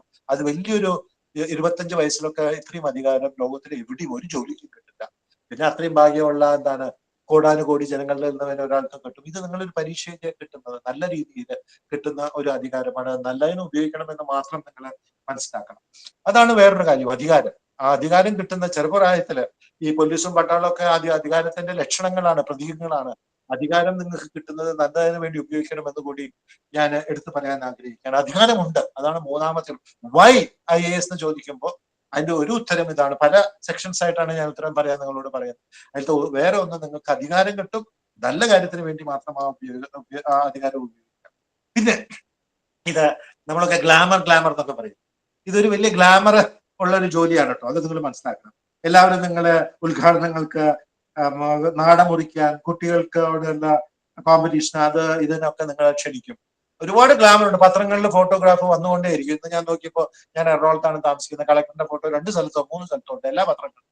എന്തുകൊണ്ട് ഉദ്ഘാടനം ചെയ്യാൻ പോയാൽ സബ് കളക്ടറുടെയും വരും, എല്ലാവരുടെയും വരും. നിങ്ങൾക്ക് അതുകൊണ്ട് ഒരുപാട് ഗ്ലാമർ, IAS കാരൻ എന്ന് പറഞ്ഞാൽ ഒരു ഗ്ലാമർ അതിന്റെ കൂട്ടത്തിലുണ്ട്. ആ ഗ്ലാമർ നിങ്ങൾ പത്രങ്ങളിൽ വരും, TV ന്യൂസ് പേപ്പറിൽ വരും. പിന്നെ നിങ്ങൾ തമാശ പറയുകയാണെങ്കിൽ നിങ്ങൾക്ക് കുട്ടികൾക്ക് വേണമെങ്കിൽ അവധി പ്രഖ്യാപിക്കാൻ സാധിക്കും. അതല്ല കേട്ടോ, ഞാൻ തമാശയായിട്ട് പറയുന്നതാണ്. അങ്ങനെ ഫോട്ടോ പത്രങ്ങളിൽ വരുന്നു, എല്ലാവരും നിങ്ങളെ അറിയപ്പെടുന്നു. നിങ്ങളെ പല രംഗങ്ങളിലും വേദികളിലും നിങ്ങളെ പ്രസംഗിക്കാനായിട്ട് വിളിക്കുന്നു. അങ്ങനെ ഗ്ലാമർ ഉള്ള ജോലിയാണ്. മമ്മൂട്ടിയുടെയും മോഹൻലാലിന്റെയും ഒക്കെ അത്ര ഗ്ലാമർ ഉണ്ടെന്ന് ഞാൻ അവകാശപ്പെടുന്നില്ല. പക്ഷെ നിങ്ങൾക്കും നല്ല ഗ്ലാമർ ഒക്കെ ഉണ്ട്. അത്രയില്ലെങ്കിലും അതിനൊരു 20% 30% ഒക്കെ ഈ ചെറുപ്രായത്തില് മമ്മൂട്ടിയൊക്കെ ഈ ഗ്ലാമറിൽ എത്തിയത് ഇപ്പൊ ഇത്രയും പ്രായമൊക്കെ ആയിട്ടല്ലേ. അപ്പൊ പണ്ടും ഉണ്ടായിരുന്നു. പക്ഷെ ഈ ആ ചെറുപ്രായത്തിൽ തന്നെ നിങ്ങൾക്ക്, ഞാൻ ഇന്നും ഓർക്കുന്നു, ഞാൻ എറണാകുളത്ത് കളക്ടറായിരുന്ന കാലത്ത് മമ്മൂട്ടി ആയിട്ടൊരു വേദി പങ്കുചേർന്നു. ഇപ്പൊ അന്ന് കളക്ടറായിരുന്നു. മമ്മൂട്ടി ചെറുപ്പമായിരുന്നു, വലിയ പ്രായമൊന്നുമില്ല. അദ്ദേഹം അറിയപ്പെടുന്ന ഒരു നടനായിരുന്നു. നമ്മുടെ ഇന്റർനാഷണൽ ടൂറിസ്റ്റ് ഹൗസ് ഹോമിലോ മറ്റോ എറണാകുളത്തുള്ള ഒരു വേദിയിലാണ് അന്ന്, കോഴ്സ് ഇന്നിപ്പോ സിറ്റുവേഷൻ വേറെയാണ്. പക്ഷെ അന്ന് എനിക്ക് തന്നെയായിരുന്നു കൂടുതൽ ഒരു ആദരവ് കിട്ടിയെന്ന്. മമ്മൂട്ടി വന്നപ്പോ എല്ലാവർക്കും ഒരു ചലനമൊക്കെ ഉണ്ടായിരുന്നെങ്കിലും ഒരു കളക്ടർ എന്ന രീതിയിൽ എനിക്ക് തന്നെയായിരുന്നു കൂടുതൽ ആദരവ് കിട്ടിയത്. ഇന്നിപ്പോ അതിന് വ്യത്യാസമൊക്കെ ഉണ്ട്. കാരണം മമ്മൂട്ടി ഇപ്പോ വലിയ സൂപ്പർ സ്റ്റാർ ഒക്കെയാണ്. ഞാൻ മമ്മൂട്ടി എന്റെ ഒരു അറിയാവുന്ന ഒരു വ്യക്തി കൂടിയാണ്. അതുകൊണ്ട് ഞാൻ ഒരു കാരണവശാലും കുറച്ച് പറയല്ല. പക്ഷെ സാധാരണ ഇപ്പൊ ഷൈൻ ഞാൻ പേരെടുക്കുന്നത് ശരിയല്ല. ഏതെങ്കിലും ഒരു പുതിയൊരു ആക്ടർ വരികയാണെങ്കിൽ, നിങ്ങളൊരു കളക്ടർ ആണെങ്കിൽ നിങ്ങൾക്ക് തന്നെയായിരിക്കും അതിനകത്ത് സ്ഥാനം കിട്ടുന്നത്. അപ്പൊ ഒരു ഗ്ലാമർ ഉള്ള ഒരു ജോലിയാണെന്നാണ് ഞാൻ പറയാൻ ഉദ്ദേശിച്ചത്. പിന്നെ നിങ്ങൾക്ക് അതാണ് മൂന്നാമത്തെ. നാലാമത്തെ കാര്യം എന്ന് പറഞ്ഞാൽ ഒരുപാട് അവസരങ്ങൾ കിട്ടും. നിങ്ങൾ ഗൂഗിളിൽ ചെന്നാൽ ഗൂഗിളിൽ ഈ സോഫ്റ്റ്വെയർ ചെയ്തുകൊണ്ടിരിക്കും. പല വ്യത്യസ്ത സോഫ്റ്റ്വെയർ ആയിരിക്കും. ഗൂഗിളിൽ ഞാൻ ഉദാഹരണമായിട്ട് പറയുന്നതാണ്. ഗൂഗിളിനോട് എനിക്ക് യാതൊരു വിരോധമില്ല, സന്തോഷമില്ല. പക്ഷെ ഏത് സോഫ്റ്റ്വെയർ കമ്പനിയിൽ പെടുന്നാലും നിങ്ങൾ അവിടുത്തെ ഒരു തൊഴിലാളിയായിട്ട് ചെറിയ കാര്യങ്ങൾ ഏതെങ്കിലും ഒരു കമ്പനിക്ക് അവരുടെ ഒരു സോഫ്റ്റ്വെയർ ഡെവലപ്പ് ചെയ്ത് കൊടുക്കുകയായിരിക്കും. ഇവിടെ അതായിരിക്കും നിങ്ങൾ 5, 10, 15 വർഷമൊക്കെ ചെയ്യുന്നത്. അതിൽ പ്രൊമോഷൻ കിട്ടായിരിക്കും. എന്റെ പല അനന്തരം എന്റെ പെങ്ങളുടെ മക്കള് 3-4 പേര് സോഫ്റ്റ്വെയറിലുണ്ട്. അവർ അന്ന് ചെയ്യുന്ന പണിയാണ് 15 കൊല്ലം മുമ്പ് 20 കൊല്ലം മുമ്പ് ചെയ്ത പണി തന്നെയാണ് ഇന്ന് ചെയ്യുന്നത്. അതിന്റെ പൊസിഷൻ കുറച്ച് കൂടി കാണും, സൂപ്പർവൈസർ ആയിരിക്കും. പക്ഷെ ബേസിക് ആയിട്ട് ചെയ്യുന്ന പണി അത് തന്നെ. ആപ്പ് ഒക്കെ ഡെവലപ്പ് ചെയ്ത് കൊടുക്കുക, സോഫ്റ്റ്വെയർ ഡെവലപ്പ് ചെയ്ത് കൊടുക്കുക. IAS അങ്ങനെയല്ല. ഇന്ന് നിങ്ങൾ കളക്ടർ ആണെങ്കിൽ നാളെ ടൂറിസം ഡയറക്ടർ, മറ്റന്നാള് സുനാമിക്കെതിരെ പ്രവർത്തിക്കാം. അതിനുശേഷം നിങ്ങൾക്ക് അഗ്രികൾച്ചർ ഡയറക്ടർ ആകാം. അത് വന്യജീവികൾക്കെതിരെയുള്ള വന്യജീവികൾക്ക് വേണ്ടിയുള്ള ഫോറസ്റ്റ് ഡിപ്പാർട്ട്മെന്റിലോ അല്ലെങ്കിൽ ഇതായിട്ട് മാറാം. അങ്ങനെ പല വ്യത്യസ്ത, നമ്മുടെ മലയാളത്തില് എപ്പോഴും ഉപയോഗിക്കുന്ന ഒരു വാക്കാ, എനിക്ക് അധികം താല്പര്യമില്ലാത്ത വാക്കാ, എല്ലാവരും ഉപയോഗിച്ച് അതിന്റെ ഒരു അർത്ഥം പോയി, വെറൈറ്റി. ഇതിനകത്ത് തീർച്ചയായിട്ടും എന്ത് പറഞ്ഞാലും വെറൈറ്റി എന്ന് പറയുന്നുണ്ട്. ഇപ്പോ മലയാള ഭാഷയ്ക്ക് വന്നിരിക്കുന്ന ഒരു എന്താ പറയാ, ഒരു അസുഖമെന്ന് ഞാൻ പറയാ. അസ്ഥാനത്തും വെറൈറ്റി എന്ന് പറയും. പക്ഷെ IASലും IPSലും ഒക്കെ തീർച്ചയായിട്ടും, IASലും പ്രത്യേകിച്ച് തീർച്ചയായിട്ടും വെറൈറ്റി ഒരുപാട്. ഇന്നത്തെ ജോലിയല്ല 2 വർഷം കഴിഞ്ഞ. അതുകൊണ്ട് എവിടെയിരുന്ന് മുഷിയില്ല. ഇന്നിപ്പോ ഫിഷറീസിലാണെങ്കിൽ നാളെ ഫോറസ്റ്റിലായിരിക്കും, മറ്റന്നാൾ ടൂറിസത്തിലായിരിക്കും. അങ്ങനെ പല ഒരു ഭരണ സംവിധാനത്തിന്റെ നാനാമുഖങ്ങളും നിങ്ങൾക്ക് ഒരുമിച്ച് കാണാൻ സാധിക്കുന്ന ഒരു ജോലിയാണ്. 5, 10, 15 വർഷമൊക്കെ ഇതിനകത്ത് ജോലി ചെയ്ത് കഴിഞ്ഞാൽ നിങ്ങൾക്ക് ഏതാണ്ട് എല്ലാ ഒരു സംസ്ഥാനത്തോ അല്ലെങ്കിൽ ഒരു ജില്ലയിലോ അല്ലെങ്കിൽ ഒരു വ്യക്തിയുടെ ഒരു സിറ്റിസന്റെ ഇന്ത്യയുടെ ഒരു പൗരന്റെ നാനാ വശങ്ങളുടെ കാണാൻ സാധിക്കും. നമുക്ക് ഹൗസിംഗിലാകാം, PWD ആകാം, പലയിലും നിങ്ങൾക്ക് ആകാൻ സാധിക്കും. അതുകൊണ്ട് ഒരുപാട് വ്യത്യസ്തതയുള്ള, ഞാൻ ആ വാക്ക് വീണ്ടും ഉപയോഗിക്കുകയാണ്, എനിക്ക് വലിയ ദേഷ്യമുള്ള ഒരു വാക്കാണെങ്കിൽ പോലും, വെറൈറ്റി ഉള്ള ഒരു ജോലിയാണ്. വെറൈറ്റി എന്നുള്ള വാക്ക് ഉപയോഗിച്ചുകൊണ്ട് നമ്മളൊക്കെ അതിന്റെ അർത്ഥത്തെ ശൂന്യതയിലേക്ക് കൊണ്ടുപോയി. അതേപോലെ ഒരുപാട് അവസരങ്ങളുള്ളതാണ്. ഞാൻ നേരത്തെ പറഞ്ഞു, ഞാൻ കളക്ടർ ആയിരുന്ന സമയത്ത് മമ്മൂട്ടിനെ കണ്ടു, മമ്മൂട്ടിയുടെ കൂടെ വേദി പങ്കുചേർന്നു. അതേപോലെ ഒരുപാട് ആൾക്കാരെ കാണാൻ, പ്രധാനമന്ത്രിനെ കാണാൻ, പ്രസിഡന്റിനെ കാണാൻ, മുഖ്യമന്ത്രിനെ കാണാൻ, കാണാൻ മാത്രമല്ല അടുത്ത അവരുമായിട്ട് ജോലി ചെയ്യാനും ഒക്കെ അവസരമുള്ള കിട്ടുന്ന ഒന്നാണ് ഈ IASും IPSും ഒക്കെ ഉള്ളത്. അതേപോലെ നല്ല രീതിയിൽ പെർഫോമൻസ് ചെയ്യാനായിട്ട് ഉള്ള അവസരമുള്ളതാണ്. ഞാൻ വീണ്ടും നേരത്തെ പറഞ്ഞൊരു കാര്യം ആവർത്തിച്ച് പറയാം. ഇതിന്റെ ഏറ്റവും വലിയ അവസരം ഇതൊന്നുമല്ല. ഏറ്റവും വലിയ അവസരം സിവിൽ സർവീസിൽ ചേർന്നാൽ, IASൽ ചേർന്നാൽ നിങ്ങൾക്ക് പാവപ്പെട്ടവരെ സഹായിക്കാൻ സാധിക്കും. അതിലും വലിയൊരു ഒരു നന്മ ജീവിതത്തിൽ ഒരിക്കലും ഉണ്ടാകും. നിങ്ങൾക്ക് പാവപ്പെട്ടവര് ദുഃഖിതരുടെ കണ്ണുനീരൊപ്പാൻ സാധിക്കും. വീടില്ലാത്തവർക്ക് വീട് കൊടുക്കാൻ സാധിക്കും. റോഡില്ലാത്തവർക്ക് റോഡ് കൊടുക്കാൻ സാധിക്കും. പിന്നെ ജോലിയില്ലാത്തവർക്ക് ജോലിക്ക് വേണ്ടി സഹായങ്ങളൊക്കെ ചെയ്തു കൊടുക്കാൻ സാധിക്കും. പാവപ്പെട്ടവരെ നിങ്ങൾക്ക് സഹായിക്കുന്നു. അതുക്കും മേലെ എന്നായിരിക്കും ഒന്നുമില്ല. അതുകൊണ്ട് തീർച്ചയായിട്ടും അതാണ് ഏറ്റവും വലിയ കാര്യം. നിങ്ങൾക്ക് പാർശ്വവൽക്കരിക്കപ്പെട്ടവരെയും ദുഃഖിതരെയും ഒരു ആക്സിഡന്റ് ഉണ്ടായ പറ്റുന്ന പരിക്ക് പറ്റിയവരൊക്കെ നിങ്ങൾക്ക്, അല്ലെങ്കിൽ ഒരു മലയിടിഞ്ഞാലൊക്കെ നിങ്ങൾക്ക് പെട്ടെന്ന് പോയി സഹായിക്കാൻ സാധിക്കും. നല്ലത് ചെയ്യാൻ സാധിക്കും. നിങ്ങളുടെ ജോലി നിങ്ങൾ പ്രൊഫഷണലായിട്ട് ചെയ്താൽ ഗുണം ചെയ്യാൻ സാധിക്കും. നാടിനും വ്യക്തികൾക്കും ഇന്ത്യക്ക് മാത്രമല്ല, കേരളത്തിന് മാത്രമല്ല, നിങ്ങളുടെ ജില്ലയ്ക്ക് മാത്രമല്ല, നിങ്ങളുടെ താലൂക്കിന് മാത്രമല്ല, നിങ്ങളുടെ ഗ്രാമത്തിന് മാത്രമല്ല, നിങ്ങളുടെ കുടുംബത്തിന് മാത്രമല്ല, എല്ലാവർക്കും നന്മ ചെയ്യാൻ സാധിക്കും. അതിലും വലിയൊരു അവസരം വേറെ ഏത് ജോലിക്കാണ് ലോകത്ത്. അതുകൊണ്ട് തന്നെ ഞാൻ ആ വെറൈറ്റീനെ പറ്റി പറഞ്ഞു, അതിന്റെ അവസരങ്ങളെ പറ്റി പറഞ്ഞു. പിന്നെ നിങ്ങൾക്ക് ഒരുപാട് നല്ല കാര്യങ്ങൾ ചെയ്യും. നിങ്ങളുടെ അധികാരം വീണ്ടും ആവർത്തിക്കുകയാണ്, നല്ലതിനെ ഉപയോഗിച്ചാൽ. മറ്റുള്ളവരെ അടിച്ചമർത്താനോ, നിങ്ങൾ കോളേജിൽ പഠിക്കുന്ന സമയത്തോ സ്കൂളിൽ പഠിക്കുന്ന സമയത്തോ നിങ്ങളുടെ അതിനെ വഴക്കടിച്ച ഇതൊരു അവസരമായിട്ട് കാണാതെ എല്ലാവരും ഒരുമിച്ച് കണ്ടുകൊണ്ട് നല്ലത് ചെയ്യാൻ, നിങ്ങളെ എതിർത്തവരെയും നിങ്ങളുടെ കൂടെ നിന്നവരെയും ഒക്കെ നിങ്ങൾ സഹായിക്കാനും ശ്രമിച്ചാൽ വലിയ വലിയ കാര്യങ്ങൾ നിങ്ങൾക്ക് നല്ല ചെയ്യാൻ. You can do good. I think that's extremely important. ഒരു രീതിയിൽ നോക്കുകയാണെങ്കിൽ ഒരു IAS കാരൻ അല്ലെങ്കിൽ IPS കാരനൊക്കെ ഒരു സാമൂഹ്യ പ്രവർത്തകനാണ്. സമൂഹത്തെ മാറ്റാനായിട്ട് സാധിക്കുന്ന ഒരു വ്യക്തിയാണ്.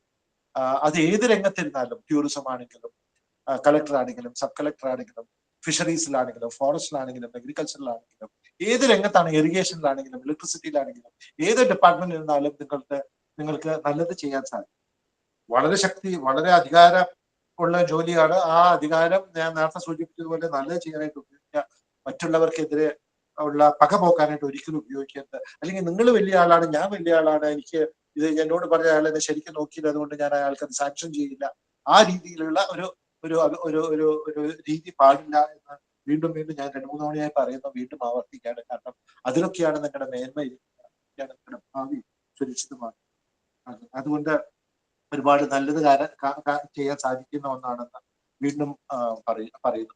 ഇങ്ങനെ പല സെറ്റുകൾ, ഞാൻ 5-6 സെറ്റായിട്ടുള്ള ഗുണങ്ങൾ എന്തുകൊണ്ട് IAS ഈ പാടൊക്കെ പെട്ട് 10 കൊല്ലം പഠിച്ച് പിന്നെ കുത്തിയിരുന്ന് രാത്രിയും പകലും ഇല്ലാതെ പഠിക്കണം, എന്തുകൊണ്ട്, എന്ത് കാര്യം എന്ന് ചോദിച്ചതിന്റെ ഉത്തരമാണ് ഞാൻ 5-6 സെക്ഷനായിട്ട് പറഞ്ഞു തന്നത്. നിങ്ങൾ ഓർക്കുമെന്ന് വിശ്വസിക്കുന്നു. അപ്പൊ അടുത്തത്, നിങ്ങളൊക്കെ എന്താ പറയാ, ഇത് IAS കിട്ടണമെന്ന് ആഗ്രഹമുള്ളവർ തന്നെയാണ്. അതിന്റെ ഗുണമേന്മകൾ ഞാൻ പറഞ്ഞു. പിന്നെ അടുത്ത ചോദ്യത്തെ എങ്ങനെ കിട്ടും എന്ന് പറയുമ്പോൾ അതിന് വളരെ സമയം, നത്തൻ എനിക്ക് എത്ര സമയമുണ്ടെന്ന് പറഞ്ഞാൽ അതനുസരിച്ച് ഒന്ന് അഡ്ജസ്റ്റ് ചെയ്യാം. നത്തനുണ്ടോ? ഞാനൊന്ന് പെട്ടെന്ന് തീർക്കാൻ നോക്കാം. എന്തുകൊണ്ടാ അപ്പൊ നിങ്ങൾക്ക് ഇപ്പോ ഇതിലേക്ക് ചേരാനായിട്ടുള്ള ആഗ്രഹം 100% ഉണ്ടെന്ന് ഞാൻ വിശ്വസിക്കുന്നു. അപ്പൊ അതുകൊണ്ട് പിന്നെ അടുത്ത ചോദ്യം എങ്ങനെ, എന്തിന് എന്നുള്ളതിന് ഉത്തരം പറഞ്ഞു. അടുത്ത് എങ്ങനെ ഇതിനകത്ത് കയറി പറ്റും. ഇതിനകത്ത് 2 കാര്യങ്ങൾ ഞാൻ നേരത്തെ പല വട്ടം പറഞ്ഞതുകൊണ്ട് ഞാൻ അത് വളരെ ചുരുക്കത്തിൽ ഇത്തവണ പറയും. ഇതിനകത്ത് IAS കിട്ടാൻ പ്രത്യേകിച്ച് ഒരു മന്ത്രമൊന്നുമില്ല. ഇന്ന രീതിയിൽ ചെയ്താലും കിട്ടും, ഇന്ന രീതിയിൽ. പക്ഷെ അതേസമയം ചില അടിസ്ഥാനപരമായ ചില കാര്യങ്ങൾ നിങ്ങൾ മനസ്സിൽ വെക്കണം. ഒന്ന്, ഞാൻ നേരത്തെ പലവട്ടം ആവർത്തിച്ചതാണ്, ഇതിനകത്ത് ജീനിയസ് ഉണ്ട്. ഇതിനകത്ത് നിങ്ങളുടെ കഠിനാധ്വാനം മാത്രമേ ഉള്ളൂ. അതാണ് ആദ്യത്തെ. ആ അധ്വാനമാണ് 10 വർഷത്തെ 12 വർഷത്തെ അധ്വാനം മാത്രമേ ഉള്ളൂ. അതുകൊണ്ട് അത് നിങ്ങൾ മനസ്സിലാക്കണം. ഞാൻ അതിനെപ്പറ്റി കൂടുതൽ സംസാരിക്കുന്നില്ല, പലവട്ടം പറയും. പരീക്ഷയ്ക്ക് വേണ്ടി ഭംഗിയായിട്ട് ആദ്യത്തെ 10 വർഷം ജനറൽ ആയിട്ടും, അല്ലെങ്കിൽ പിന്നെ അത് കഴിഞ്ഞിട്ട് 1-2 വർഷം കുറ്റിയിരുന്ന് നിങ്ങൾ എടുക്കാൻ പോകുന്ന വിഷയത്തെ പറ്റി കൂടുതൽ അഗാധത്തോടു കൂടെ പഠിച്ചാൽ മാത്രം. എന്റെ തന്നെ ഞാൻ പറഞ്ഞു, ആദ്യം സ്റ്റേറ്റ് ബാങ്ക് ഓഫ് ഇന്ത്യയിലായിരുന്നു, അതിനാണ് IPS കിട്ടിയത്, പിന്നെ IAS കിട്ടി, പിന്നെ UN കിട്ടി. അങ്ങനെയാണ് അത് സ്വല്പം ഭാഗ്യവും ദൈവാനുഗ്രഹവും ഒക്കെ ഉണ്ടെങ്കിൽ തീർച്ചയായിട്ടും നിങ്ങളുടെ ഇത് കിട്ടാൻ നിങ്ങൾക്കും സാധിക്കും. അതുകൊണ്ട് ഞാൻ ഇതിനകത്ത് ഏറ്റവും കൂടുതൽ അടിവരയിട്ട് പറയുക കഠിനാധ്വാനമാണ്. അതിനകത്ത് ഞാൻ ആ കഠിനാധ്വാനം ഇല്ലെങ്കിൽ ഞാൻ പരീക്ഷ പോയി എഴുതി എനിക്ക് കിട്ടി എന്ന് പറയുന്ന ആരും തന്നെ ഉണ്ടാകില്ല. വിഡ്ഢികൾ അങ്ങനെ പറയുള്ളൂ.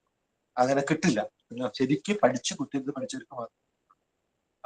ആദ്യം നിങ്ങൾ എഴുതുമ്പോൾ ചിലപ്പോൾ കിട്ടിയെന്ന് വരില്ല, രണ്ടാമത് എഴുതുമ്പോൾ കിട്ടിയെന്ന് വരില്ല, മൂന്നാമത് എഴുതുമ്പോൾ കിട്ടിയെന്ന് വരില്ല. എനിക്ക് ഭാഗ്യത്തിനായ തവണ എഴുതിയപ്പോൾ തന്നെ എനിക്ക് IPS കിട്ടി. നിങ്ങൾക്ക് ചിലപ്പോൾ 3-4 തവണ എഴുതിയാലേ കിട്ടുള്ളൂ. നിങ്ങൾ ഇതിൽ നിന്ന് പിന്തിരിക്കുക. 3-4 തവണ എഴുതിയിട്ട് എനിക്ക് ഇവിടെ ശ്രീ ലക്ഷ്മി ഇപ്പോ വയനാട് സബ് കളക്ടർ ആയിരുന്നു. ഇപ്പൊ എവിടെയാന്ന് എനിക്കറിഞ്ഞൂടാ. ഞാൻ അവരെ 4-5 കൊല്ലം മുമ്പ് ഇന്റർവ്യൂ ചെയ്തിരുന്നു. മോക്ക് ഇന്റർവ്യൂവിന് ആദ്യ തവണ വന്നപ്പോൾ അവർ പറഞ്ഞു ഞാൻ 4 തവണ എഴുതി, അല്ല 4 തവണ എഴുതി, 3 തവണ റിട്ടേൺ പാസ്സായില്ല, പ്രിലിമിനറി 2 തവണ പാസ്സായില്ല, 1 തവണ റിട്ടേൺ പാസ്സായില്ല, പിന്നെ 1 തവണ ഇന്റർവ്യൂ പോയിട്ട് കിട്ടിയില്ല. പക്ഷെ ഇന്റർവ്യൂ ചെയ്തപ്പോൾ she seemed very good, extremely good. എല്ലാം അറിയാം, വളരെ പക്വത, നല്ലൊരു പേഴ്സണാലിറ്റി, വളരെ ബാലൻസ്ഡ് ആയിട്ടൊരു പേഴ്സണാലിറ്റി. അപ്പൊ ഞങ്ങൾ അവരോട് പറയും 4ാമത്തെ തവണ ഞാൻ കണ്ടായിരുന്നു 5-6 പറഞ്ഞു, തീർച്ചയായിട്ടും കിട്ടും എന്ന് പറഞ്ഞു. ഇത്തവണ കിട്ടും. കാരണം നിങ്ങളുടെ പേഴ്സണാലിറ്റി, നിങ്ങളുടെ ആ രീതിയും ആ മെച്യൂരിറ്റിയും ഒക്കെ ഉത്തരങ്ങൾ പറയുമ്പോൾ തന്നെ അറിയാം, ഇത് അറിഞ്ഞിട്ട് പറയുന്നതാണ്, വേറെ വെടായി ഒന്നുമല്ല. കിട്ടുമെന്ന് പറഞ്ഞു. നിർഭാഗ്യവശാൽ ആ വർഷം പോയിട്ട് ശ്രീലക്ഷ്മിയാണെന്ന് തോന്നുന്നു പേര് തെറ്റിയ. പിന്നെ അടുത്ത വർഷവും ഈ മോക്ക് ഇന്റർവ്യൂവിൽ ഇരുന്നപ്പോൾ അവർ വീണ്ടും വന്നിരിക്കുന്നു. ഇത് 6ാമത്തെ തവണയും കണ്ട 5ാമത്തെ തവണയും കണ്ട. കിട്ടിയില്ല എന്ന് കേട്ടപ്പോൾ എനിക്കൊക്കെ ഒരു പരിഭവം, ഒരു വിഷമം തോന്നി. പക്ഷെ ഞങ്ങൾ വീണ്ടും ആ കുട്ടിയോട് പറഞ്ഞു, ഇന്റർവ്യൂ ചെയ്തപ്പോൾ കഴിഞ്ഞ തവണത്തെ പോലെ തന്നെ വളരെ ഭംഗിയായിട്ട് തന്നെ ഉത്തരങ്ങൾ പറഞ്ഞു. ഞങ്ങൾ അവരോട് പറഞ്ഞു, ഞാൻ പ്രത്യേകിച്ച് ശ്രീലക്ഷ്മി ഇത് കിട്ടും എന്ന് പറഞ്ഞു. അതേപോലെ തന്നെ 2020-ലോ 2019 കോവിഡിന് മുമ്പാണ് അവർക്ക് കിട്ടിയെന്ന് മാത്രമല്ല, കേരളത്തിലെ ടോപ്പർ ആയിരുന്നു.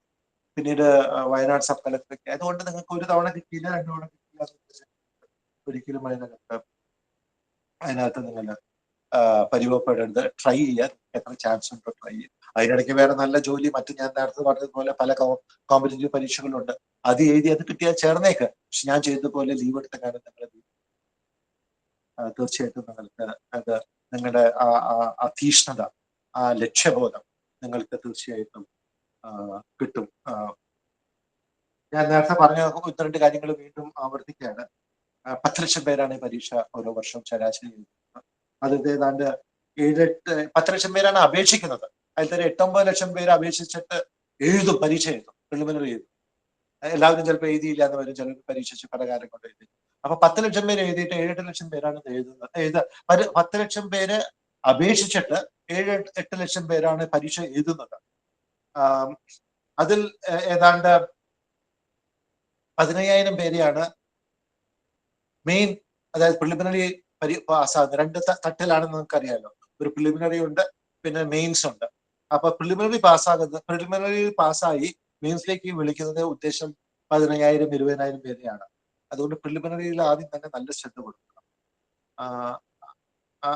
അത് സാധാരണ ഒരു 1200 വേക്കൻസി ഒക്കെയാണ് ഒരു വർഷം ഉണ്ടാകാറ്. അതിന്റെ ഒരു 10 മടങ്ങ്, 11 മടങ്ങ്, 12 മടങ്ങാണ് മെയിൻസിലേക്ക് വിളിക്കുക. അങ്ങനെയാണ് 10-15,000 പേരെ വിളിക്കുന്നത്. അത് കഴിഞ്ഞിട്ട് ആ മെയിൻസിൽ നിന്ന് കിട്ടിയ നിങ്ങൾക്ക് 1-ൽ 15 ഒരു ചാൻസ് ഉണ്ട്. കാരണം ഒരു 1000 പേരെ എടുക്കുക, 15,000 പേരും. അത് കഴിഞ്ഞിട്ട് ഇന്റർവ്യൂവിന് വിളിക്കുക, ഏതാണ്ട് 10-800 പേര്, 1000 പേരെയാണ്. ഇന്റർവ്യൂവിന് വിളിക്കാതെ 2,500-3,000 പേരെയാണ്. അപ്പൊ 10 ലക്ഷം പേര് അപ്ലൈ ചെയ്യുന്നു, 8 ലക്ഷം പേര് ഉദ്ദേശിച്ചാണ് എഴുതുന്നു. അതിലത്തെ 15,000 പേര് പ്രിലിമിനറി പാസ്സായി മെയിൻസിലേക്ക് വിളിക്കുന്നു. മെയിൻസിൽ നിന്ന് 2,500-3,000 പേര് ഇന്റർവ്യൂവിന് വിളിക്കുന്നു. അതിൽ നിന്ന് 800-1000 പേര് എല്ലാ ഈ 22 സർവീസുകൾക്കും കൂടി വിളിക്കുന്നു. ആദ്യത്തെ 50-100 പേർക്ക് നിങ്ങൾ ജനറൽ കാറ്റഗറി ആണോ, അല്ലെങ്കിൽ ഷെഡ്യൂൾ കാസ്റ്റ്, ഷെഡ്യൂൾ ട്രൈബ് ആണോ, OBC ആണോ എന്നുള്ളതനുസരിച്ച് നിങ്ങൾ റാങ്ക് അനുസരിച്ച് ആദ്യത്തെ 10 പേർക്കാണ്. അതുകൊണ്ട് ബുദ്ധിമുട്ടുള്ളതാണ്, ഇല്ലാന്ന് ഞാൻ പറയും. പക്ഷെ ഞാൻ വീണ്ടും ആവർത്തിക്കാണ്, കുത്തിയിരുന്ന് പഠിച്ചാല് ആ പഠിക്കേണ്ട രീതിയിൽ പഠിച്ചാൽ തീർച്ചയായിട്ടും കിട്ടാവുന്നത്. 1750 മാർക്കാണ് മൊത്തം മെയിൻസിന് നിങ്ങൾക്ക് കിട്ടുക. പ്രിലിമിനറി പാസ്സായ പിന്നെ പ്രിലിമിനറി മാർക്ക് നോക്കില്ല, പിന്നെ നോക്കുന്നത് ഈ മെയിൻസിന്റെ മാർക്കാണ്. അതിൽ 1750 മാർക്കാണ് മൊത്തം ഉള്ളത്. ഇന്റർവ്യൂവിന് 275 മാർക്ക്. അതുകൊണ്ട് ഇന്റർവ്യൂവിന് നമ്മുടെ അതൊരു രസമാണെങ്കിൽ പോലും അത് 2250 മാർക്കില്, അല്ല 2025 മാർക്കിൽ വെറും 275 മാർക്ക് ഇന്റർവ്യൂവിനുള്ളൂ. ഓഫ്കോഴ്സ് ഒരു മാർക്കിന് ചിലപ്പോൾ കിട്ടില്ല എന്നിരിക്കും. 1/2 മാർക്കിനൊക്കെ IAS പോകാം, IPS പോകാം, സിവിൽ സർവീസ് ഒന്നും കിട്ടില്ല എന്നിരിക്കുക. അതുകൊണ്ട് ഓരോ മാർക്കും ഇതിനകത്ത് വളരെ വളരെ വളരെ ക്രൂഷ്യലാണ്. എങ്കിലും 275 മാർക്കാണ് ഇന്റർവ്യൂവിന് ഉള്ളൂ 2025 എന്ന് കൂടി ഞാൻ എടുത്തു പറയാണ്. അപ്പൊ റിട്ടൺ പരീക്ഷകൾ, മെയിൻ പരീക്ഷകൾ ഭംഗിയായിട്ട് ചെയ്ത് നല്ല മാർക്ക് കിട്ടിയ ഇന്റർവ്യൂവിൽ അല്പം മോശമാകണമെന്ന് പറയല്ല, മോശമായാൽ പോലും നിങ്ങൾക്ക് കിട്ടാനായിട്ട് സാധിക്കും എന്നുള്ളത് ഞാൻ പറയുന്നു. അപ്പോൾ ഇന്റർവ്യൂ 2025 മാർക്കിന് ഇന്റർവ്യൂവിന് വെറും 275 മാർക്കോ. അപ്പൊ പക്ഷെ ഓരോ മാർക്കും ഇതിനകത്ത് വളരെ, ഒരു മാർക്ക് കുറഞ്ഞാൽ ചിലപ്പോൾ IAS പോയി IPS കിട്ടും, 2 മാർക്ക് കുറഞ്ഞാല് ഒന്നും കിട്ടാതെ പോകും. അതുകൊണ്ട് ഓരോ മാർക്കും എന്താ പറയാ, ഓരോ മാർക്കും വളരെ വളരെ വളരെ, മലയാളത്തിൽ അതിന്റെ വാക്ക് കിട്ടുന്നില്ല, വളരെ വളരെ ഇംഗ്ലീഷ് പറയട്ടെ, ഇത് വളരെ ക്രൂഷ്യലാണ് എന്നുള്ളത് മനസ്സിലാക്കണം. അതുകൊണ്ട് ഓരോ മാർക്കിനും വേണ്ടി നിങ്ങൾ മത്സരിക്കുകയാണ്. ഇത് എന്താണ് 75% കിട്ടി A+ കിട്ടുന്നതല്ല. ഇത് എഴുതിയ 8 ലക്ഷം പേരിൽ നിന്ന് ആദ്യത്തെ 100 പേരാകാനായിട്ടുള്ള ശ്രമമാണ്. ഇത് എന്താ പറയാ, 75 മാർക്ക് കിട്ടി അപ്പൊ A+ ആയി എന്നുള്ള രീതി അല്ലല്ലോ. ഇത് എഴുതുന്നവരിൽ നിന്ന് ഏറ്റവും ഇന്ത്യയിലത്തെ ഏറ്റവും നമ്പർ 1 ആയിട്ട് ഏറ്റവും മുൻഗണനയിലേക്ക് വരുന്ന ഒരു പരീക്ഷയാണ്. അപ്പൊ അത് നിങ്ങൾ മനസ്സിലാക്കിക്കൊണ്ട് അതിന് വേണ്ടി പഠിക്കണം. ഞാൻ ആ പരീക്ഷയുടെ പറ്റി പറയുന്നില്ല. ആദ്യം ഒരു പ്രിലിമിനറി ഉള്ളതുകൊണ്ട് പിന്നെ മീൻസ് ഉണ്ട്. അതിലേക്ക് അതിന്റെ ഡീറ്റെയിൽസ് ഒക്കെ ഈ 10 കൊല്ലം നിങ്ങൾക്ക് ഭംഗിയായിട്ട് സ്വാമി വിവേകാനന്ദ ചാരിറ്റബിൾ ട്രസ്റ്റ് നിങ്ങൾക്ക് പറഞ്ഞു തരും. ഇതിനകത്ത് കോഴ്സ് എസ്സേ ഉണ്ട്. എസ്സേ ഭംഗിയായിട്ട് എഴുതാനായിട്ടുള്ള ട്രെയിനിങ് ഒക്കെ ഇതിനകത്ത് കിട്ടും. അതിലേക്ക് ഞാൻ കടക്കുന്നില്ല, കാരണം അതിലേക്ക് കടന്നാൽ പിന്നെ 10-20 മിനിറ്റ് എങ്കിലും വിടും.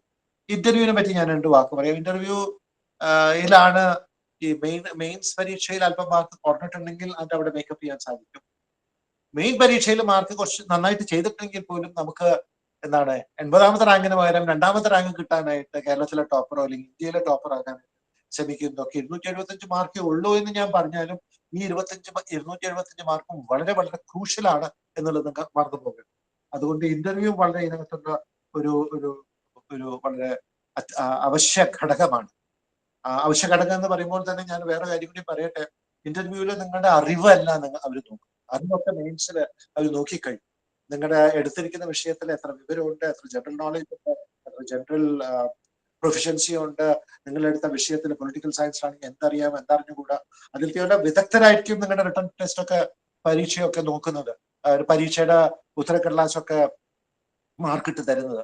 അത് കിട്ടിക്കഴിഞ്ഞു. അതുകൊണ്ടാണ് നിങ്ങൾ ഇന്റർവ്യൂവിന് വിളിച്ച് 2500 പേരിൽ ഒരാളായി നിങ്ങളെ വിളിച്ചു കഴിഞ്ഞു. ഇനി നിങ്ങളുടെ അറിവല്ല അവർ നോക്കുന്നത്, നിങ്ങളുടെ പേഴ്സണാലിറ്റി, ബാലൻസ് ആയിട്ടുള്ള പേഴ്സണാലിറ്റി. നിങ്ങൾക്ക് അങ്ങോട്ടും ഇങ്ങോട്ടും ചായാനുള്ള ഒരു പക്വതയുള്ള ഒരു പേഴ്സണാലിറ്റി ആണോ? എങ്ങനെയാണ് നിങ്ങളുടെ മനോഭാവം? പെട്ടെന്ന് ദേഷ്യം വരും, പെട്ടെന്ന് വിഷമിക്കുമോ, പെട്ടെന്ന് നെർവസ് ആകുമോ? അവര് നിങ്ങൾ ശരിയായിട്ടുള്ള ഒരു ചോദ്യത്തിന് ശരിയായിട്ടുള്ള ഉത്തരം പറഞ്ഞാൽ പോലും ചിലപ്പോൾ നിങ്ങൾ എങ്ങനെ റിയാക്ട് ചെയ്തു എന്നറിയാൻ വേണ്ടിയിട്ട് ചിലപ്പോഴ് അത് തെറ്റാണെന്നൊക്കെ പറഞ്ഞ് നിങ്ങളെ വിഷമിക്കും. നിങ്ങൾ വിഷമിക്കുന്നുണ്ടോ? അതോ നിങ്ങൾ ദേഷ്യം വന്നുകൊണ്ടല്ല ശരിയാണ്, എനിക്കറിയാം, ഞാൻ ഇന്നലെ വായിച്ചതാണെന്നൊക്കെ.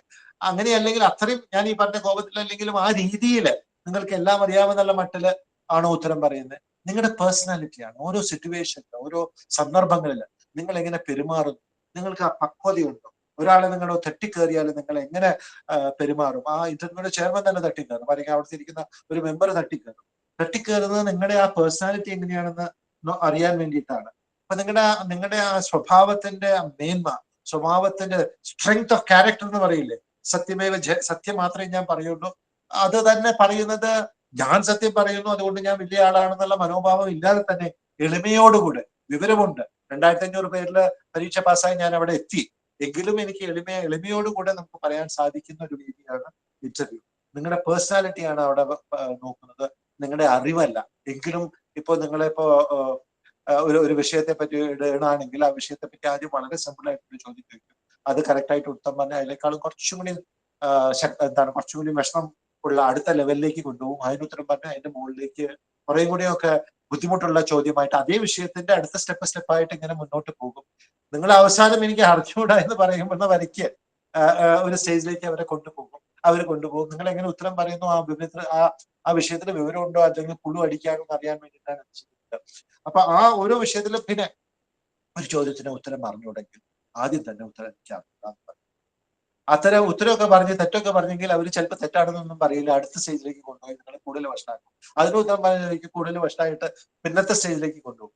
അത് നിങ്ങളുടെ ഉള്ള മാർക്കൊക്കെ ആകുന്ന ഓരോ ചോദ്യത്തിനും നിങ്ങൾ ഈ തരം പൊളിവ് പറയുമ്പോൾ 10 മാർക്ക് അല്ലെങ്കിൽ 20 മാർക്ക് വെച്ച് പറയും. ഒരു ചോദ്യത്തിനും ഉത്തരം അറിഞ്ഞുകൂടെങ്കിൽ ഉത്തരം അറിഞ്ഞുകൂടെ നമ്മുടെ സത്യസന്ധത കൂടിയാണ്, പേഴ്സണാലിറ്റിയാണ് നോക്കുന്നത്. അറിയാത്ത കാര്യങ്ങള് പുഴു അടിക്കാൻ ശ്രമിക്കുന്നുണ്ടോ? ഇപ്പൊ നമ്മുടെ നാട്ടിലൊരു വാക്കുള്ള തള്ള് കൊണ്ടോ എന്ന് നോക്കാനാണ് അവര് ഈ ചോദ്യങ്ങൾ. നിങ്ങളുടെ പേഴ്സണാലിറ്റിയാണ് നോക്കുന്നത്. അതുകൊണ്ട് ഒരു കാര്യം അറിഞ്ഞുകൂടെങ്കിൽ ആദ്യം തന്നെ അറിഞ്ഞുകൂടാന്ന് പറയും. അതോടുകൂടി അവര് അടുത്ത വിഷയത്തിലേക്ക് പോകും. അതും അറിഞ്ഞില്ലെങ്കിൽ അറിഞ്ഞുകൂടാന്ന് പറയും. പിന്നെ മൂന്നാമത്തേനും അറിഞ്ഞെങ്കിൽ അറിഞ്ഞുകൂടാന്ന് പറയും. അറിഞ്ഞൂടാന്ന് പറഞ്ഞിട്ട് ഐ ഡോണ്ട് നോ എന്ന് പറഞ്ഞിട്ട് ഒരു 80% ഉത്തരങ്ങൾ പറഞ്ഞ എന്റെ ബാച്ചിലത്തെ ഒരാൾക്ക് വളരെ നല്ല റാങ്കോടുകൂടി ഇന്റർവ്യൂ നല്ല മാർക്ക് കൂടി. കാരണം നിങ്ങളുടെ പേഴ്സണാലിറ്റി അറിഞ്ഞുകൊണ്ട് നമ്മൾ ഗൂഗിളൊന്നും അല്ലല്ലോ, നമുക്ക് ലോകത്തിന്റെ എല്ലാ കാര്യങ്ങളും അറിയാൻ പറ്റും. ഇല്ല, നമ്മൾ പഠിച്ചത് 10-25 വയസ്സിൽ നമുക്ക് അറിയാവുന്ന കാര്യങ്ങൾ, അതിനെപ്പറ്റി നിങ്ങൾ അത് അതുകൊണ്ട് ആ രീതിയിൽ ചെയ്യണം. പിന്നെ നിങ്ങളുടെ ഈ പഠിപ്പ് 2 രീതിയിലാണ് ഞാൻ പറയാൻ വിട്ടുപോയത്. അല്പം പുറകോട്ട് പോകണം. പഠിക്കുമ്പോൾ ഈ 10 കൊല്ലം പഠിക്കുമ്പോൾ ആദ്യത്തെ ഒരു 5-8 കൊല്ലം നിങ്ങൾ വ്യാപകമായിട്ട് വായിക്കണം, ഒരുപാട് വായിക്കണം. അത് പുസ്തകങ്ങൾ വായിക്കണം. പുസ്തകങ്ങൾ വായിച്ചില്ലെങ്കിൽ ഇത് പുസ്തകങ്ങൾ അത് ഇപ്പൊ ഓഡിബിൾ ബുക്കായിട്ട് ചെവിയിൽ കൂടെ കേൾക്കുന്നതായിട്ടാകാം, എഴുതിയിട്ട് പിന്നെ അതോടൊപ്പം തന്നെ ന്യൂസ് പേപ്പർ വായിക്കണം, ഹിന്ദു വായിക്കണം, ടൈംസ് ഓഫ് ഇന്ത്യ വായിക്കണം, മലയാളം വായിക്കണം, സാധിക്കുമെങ്കിൽ ഹിന്ദി ഒക്കെ അറിയാണെങ്കിൽ ഹിന്ദി പത്രങ്ങൾ വായിക്കണം, ഒരുപാട് വായിക്കണം. പിന്നെ പോഡ്കാസ്റ്റ് എന്നൊക്കെ പറഞ്ഞിട്ടുണ്ട്. നമ്മുടെ നല്ല ഇന്റർനെറ്റിൽ, ഞാൻ വാട്സപ്പ് അല്ല പറയുന്നുണ്ട്, വാട്സപ്പിൽ ഒരു കാര്യമില്ല, നല്ല മറ്റുള്ള ഇന്റർനെറ്റിൽ നല്ല നല്ല ആർട്ടിക്കിൾസ് വരുന്നുണ്ട്, ഇംഗ്ലീഷ് പത്രങ്ങളുടെ ആർട്ടിക്കിൾ വരുന്നുണ്ട്. അതൊക്കെ ഒരുപാട് വായിക്കണം. ആദ്യത്തെ 5-8 കൊല്ലം വ്യാപകമായിട്ട് വായിക്കണം. ആദ്യത്തെ 5 കൊല്ലം നിങ്ങൾ ഒരു വിഷയത്തിൽ ഫോക്കസ് ചെയ്യല്ല വേണ്ടത്. ആദ്യത്തെ 5-8 കൊല്ലം നിങ്ങൾ വ്യാപകമായിട്ട് പൊതുജ്ഞാനം എല്ലാത്തിനെയും പറ്റി കുറച്ചറിവ്, ജനറൽ നോളജ് ആണ് വർദ്ധിപ്പിക്കേണ്ടത്. എല്ലാ രീതിയിലും സ്പേസ് ട്രാവൽ, ഹിമാലയം, പിന്നെ നമ്മുടെ മതങ്ങള്, നമ്മുടെ സ്വന്തം മതം മാത്രമല്ല മറ്റു മതങ്ങളെ പറ്റി പഠിക്കണം. എല്ലാ രീതിയിലും ഇന്ത്യയെ പറ്റി പഠിക്കണം. ഇന്ത്യയുടെ ഭാവി, ഇന്ത്യയുടെ പാശ്ചാത്തലം, ഇന്ത്യയുടെ ചരിത്രം, ഇതൊക്കെ മറ്റുള്ള രാജ്യങ്ങളെ പറ്റി അപ്പൊ വ്യാപകമായിട്ട് പഠിക്കണം. ട്രംപ് എന്തുകൊണ്ട് ഇങ്ങനെയൊക്കെ ചെയ്യുന്നു, ട്രംപിന്റെ ഉദ്ദേശം, എല്ലാത്തിനെയും പറ്റി ആദ്യത്തെ 5-8 കൊല്ലം നിങ്ങളുടെ ജനറൽ റീഡിങ് ഒരുപാട് പിന്നെ പരീക്ഷ എഴുതുന്നതിന് 1-2 കൊല്ലം മുമ്പായിട്ട് നിങ്ങൾ ഈ ജനറൽ റീഡിങ്ങോടൊപ്പം തന്നെ നിങ്ങൾ എടുക്കാൻ പോകുന്ന വിഷയത്തെ പറ്റി ആധികാരികമായിട്ടുള്ള ടെക്സ്റ്റ് ബുക്കുകൾ വായിക്കണം. എന്ന് പറഞ്ഞാൽ ഡെപ്ത് ഓഫ് നോളജ്, നിങ്ങൾ എടുക്കാൻ പോകുന്ന വിഷയത്തിൽ കൂടുതൽ അഗാധതയിലേക്കുള്ള പഠിക്കണം. അപ്പൊ 2 രീതിയിലാണ് 10 കൊല്ലം ചെലവഴിക്കുന്നത്. ആദ്യത്തെ 5-8 കൊല്ലം ജനറൽ ആയിട്ട് കിട്ടുന്നതൊക്കെ വായിക്കുക. ഞാൻ അങ്ങനെ വായിച്ചു. എന്നോട് IAS എഴുതാൻ വരുമ്പോൾ കാണുന്ന ലൈബ്രറി പോയിട്ട് കിട്ടുന്ന പുസ്തകങ്ങളൊക്കെ വായിച്ചിരുന്നു. അപ്പൊ ഞാൻ വായിക്കാൻ തുടങ്ങിയത്, ഇംഗ്ലീഷിൽ വായിക്കാൻ തുടങ്ങിയത് നമ്മുടെ detective novels, Agatha Christie, Perry Mason, പിന്നെ വോട്ട് ഹൗസ് പോലത്തെയുള്ള പുസ്തകങ്ങളൊക്കെ വായിച്ചിട്ടാണ്. അങ്ങനെ വായനയിൽ ഒരു താല്പര്യം വരുത്താനായിട്ട് ശ്രമിക്കണം. അത് വളരെ ജനറൽ ആണ്. നിങ്ങൾക്ക് ഇഷ്ടപ്പെട്ട എന്ത് പുസ്തകങ്ങളും എടുത്ത് വായിക്കുക. അപ്പൊ വായനയിൽ ഒരു താല്പര്യം വരും. അത് കഴിഞ്ഞ് 2 കൊല്ലമൊക്കെ 8 കൊല്ലമൊക്കെ കഴിയുമ്പോൾ നിങ്ങൾ എടുക്കാൻ പോകുന്ന വിഷയങ്ങളെ പറ്റി അഗാധമായിട്ട് പഠിക്കും. ആ രീതിയിലേക്ക് ഒരു ട്രെയിനിങ് ആണ് നമുക്ക് ആവശ്യം. ഞാൻ അല്പം പുറകോട്ട് പോയെന്ന് മാത്രമേ ഉള്ളൂ. അടുത്ത 2-3 മിനിറ്റ് ഞാൻ നിർത്താം. അപ്പൊ ഞങ്ങൾ നിങ്ങൾ ചെയ്യേണ്ടത്, നിങ്ങളുടെ ഇന്റർവ്യൂവിലെ ഏറ്റവും സത്യസന്ധതയോടെ ബി ഓണസ്റ്റ്, നിങ്ങളുടെ അറിവ് ഒക്കെ ടെസ്റ്റ് ചെയ്ത് കഴിഞ്ഞു. അപ്പോ ഒരു 90% ചോദ്യങ്ങൾക്ക്, ഞാൻ 90% ചോദ്യങ്ങൾക്ക് എനിക്ക് അറിഞ്ഞുകൂടാന്ന് പറയണമെന്നല്ല പറയുന്നത്, അങ്ങനെ ആയിരുന്നാൽ പോലും നല്ല മാർക്ക് ലഭിക്കാൻ നിങ്ങളുടെ പേഴ്സണാലിറ്റി സത്യസന്ധമുള്ളതാണോ, ഓണസ്റ്റ് ആണോ, കോൺഫിഡൻസ് ഉണ്ടോ, പെട്ടെന്ന് നെർവസ് ആകോ, നിങ്ങളെ ചാലഞ്ച് ചെയ്താല് ഈ ഉത്തരം തെറ്റാണെന്ന് പറഞ്ഞാൽ നിങ്ങൾ അതിനെ എങ്ങനെ പ്രതികരിക്കുന്നു എന്നുള്ളത് നോക്കിയിട്ടാണ് നിങ്ങളുടെ മാർക്ക് ഒക്കെ ഇതാ. കൂടുതൽ സമയമില്ലാത്തതുകൊണ്ട് ഞാൻ അതിന്റെ ചില തമാശ കഥകളൊക്കെ ഉണ്ടായിരുന്നു, പറയുന്നില്ല.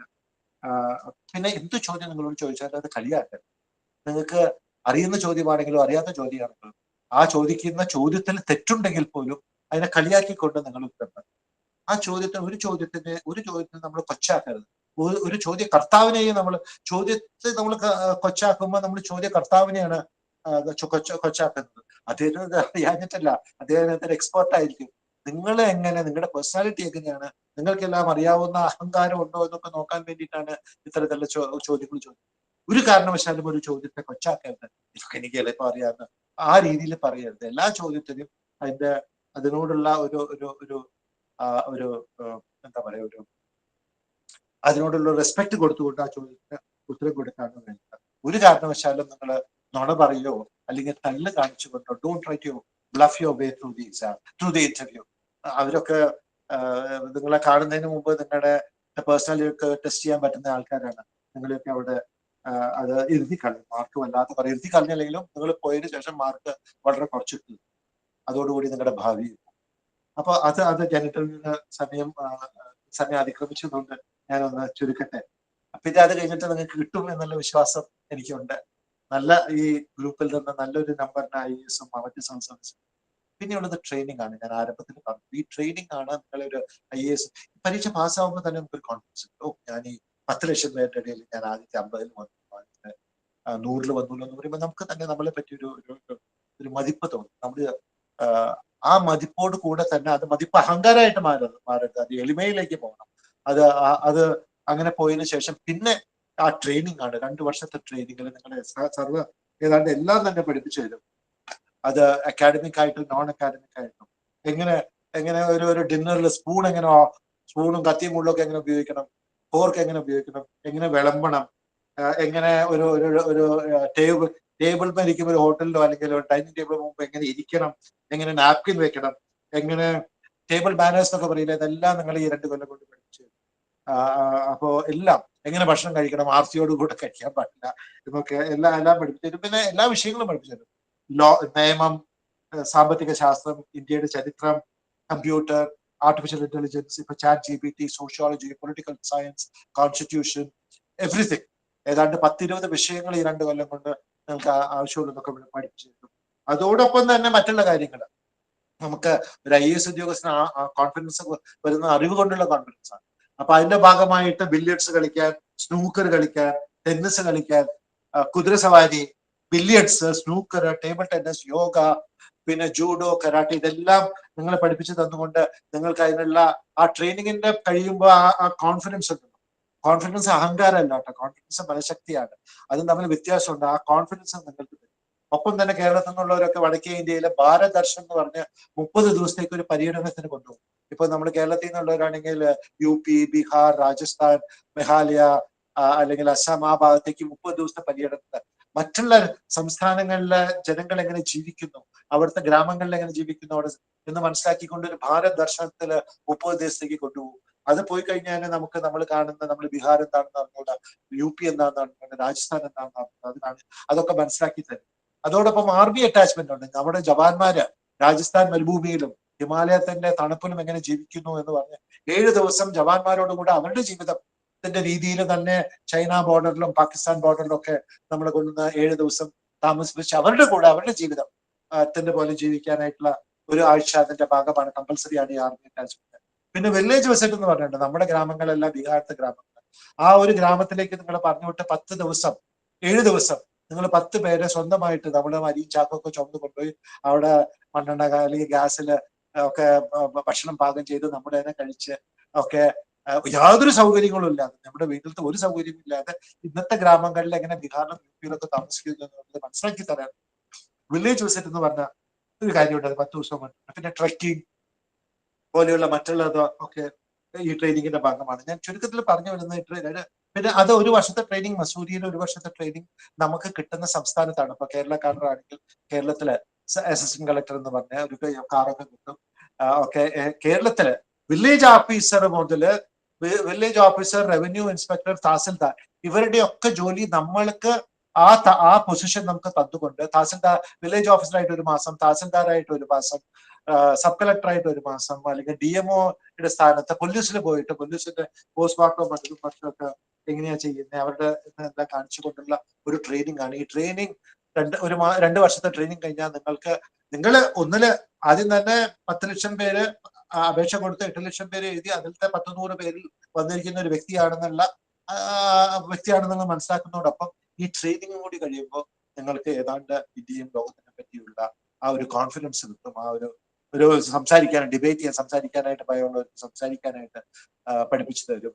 എഴുതാൻ ബുദ്ധിമുട്ടുള്ളവരുണ്ടാകില്ല, കാരണം പരീക്ഷ എഴുതിയിട്ടാണ് വന്നിരിക്കുന്നത്. അങ്ങനെ എല്ലാ രീതിയിലുമുള്ള ഒരു ട്രെയിനിങ് ആണ്. അല്ലാതെ വെറും നിയമമോ അല്ലെങ്കിൽ കോൺസ്റ്റിറ്റ്യൂഷനോ അല്ലെങ്കിൽ പൊളിറ്റിക്കൽ സയൻസ് മാത്രം പഠിപ്പിക്കുന്ന ഒരു ചരിത്രമാണ്. എല്ലാ രീതിയിലും they make you an all rounder person. ഞാൻ പറയില്ലേ, കത്തി മുള്ളും പോലെ എങ്ങനെ ഉപയോഗിക്കണം, കത്തി എവിടെ വേണം, എങ്ങനെ കത്തി മുള്ളും കഴിഞ്ഞാൽ എങ്ങനെ വെക്കണം, ഭക്ഷണം തീർന്നു കഴിഞ്ഞാൽ എവിടെ വെക്കണം, ഭക്ഷണത്തിന്റെ ഇടയ്ക്ക് നിങ്ങൾക്ക് താഴെ വെക്കണമെങ്കിൽ എങ്ങനെ വെക്കണം എന്ന് പറഞ്ഞു ഞാൻ അതിന്റെ ഒരു വശക്ക് പറഞ്ഞൊന്നുമില്ല. എല്ലാം ഹോഴ്സ് റൈഡിങ്, കാർ ഓടിക്കാൻ, trekking, mountain climbing, village visit, Bharat Darshan, എല്ലാം ഈ ട്രെയിനിങ് കഴിഞ്ഞു കഴിഞ്ഞാൽ നമുക്ക് തന്നെ നമ്മളിലുള്ള ആത്മവിശ്വാസം ഒരിക്കലും കുറവല്ല വരുന്നത്. ഒരു പരീക്ഷ പാസ്സാകുമ്പോൾ തന്നെ ഒരു ആത്മവിശ്വാസം ആകും. പക്ഷെ അവിടുത്തെ ഈ 10-100 പേരുടെ പിയർ ലേണിങ്ങും ഇതൊക്കെ കൂടി കഴിയുമ്പോൾ നിങ്ങളുടെ ഒരു സബ് കളക്ടറും കളക്ടറും ഒക്കെ ആകാനുള്ള സകല യോഗ്യതകളും ആ യോഗ്യതകൾ ലഭിക്കട്ടെ. ഞാൻ സംസാരിക്കുന്നത് പണിയായി. എല്ലാ ഭാവുതങ്ങളും നിങ്ങൾക്ക് ഓരോരുത്തരും, ഞാൻ ആരംഭിച്ചത് വീണ്ടും പറയാണ്,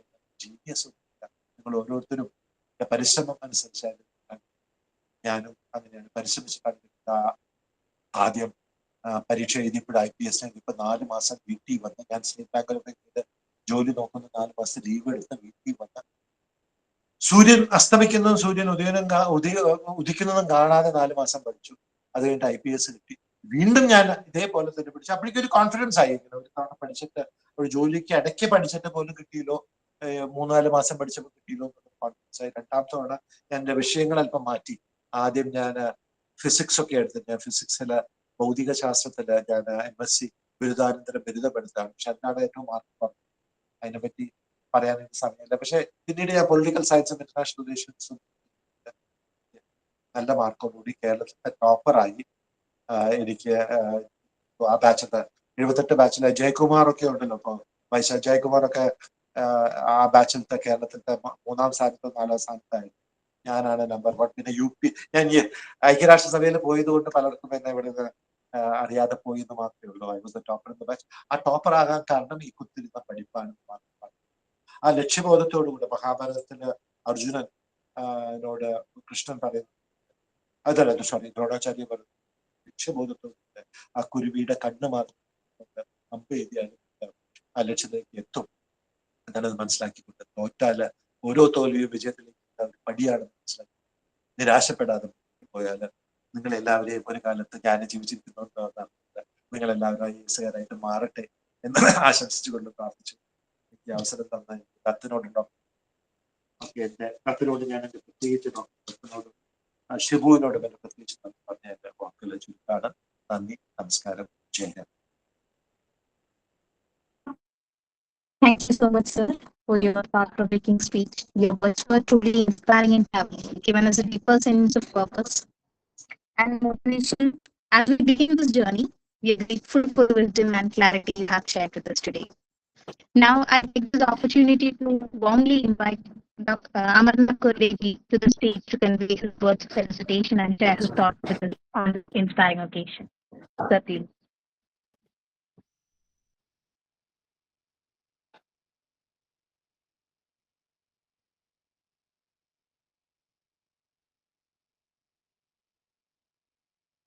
കേൾക്കുന്നില്ലല്ലോ. മൈക്ക് ഓൺ ചെയ്യണം.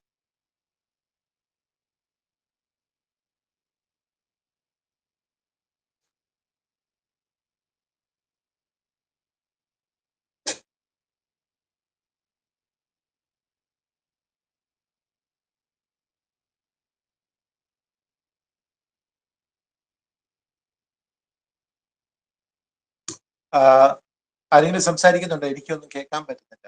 സർ വരുന്നുണ്ട്. Amarnath Abhi Repeat, you know.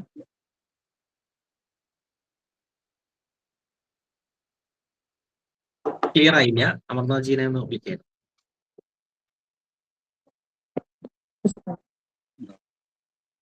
Now, I take this opportunity to warmly invite Amarnath Kurvegi to the stage to convey his words of felicitation. He is the currently board member of the Vivekananda Trust. Sir, please.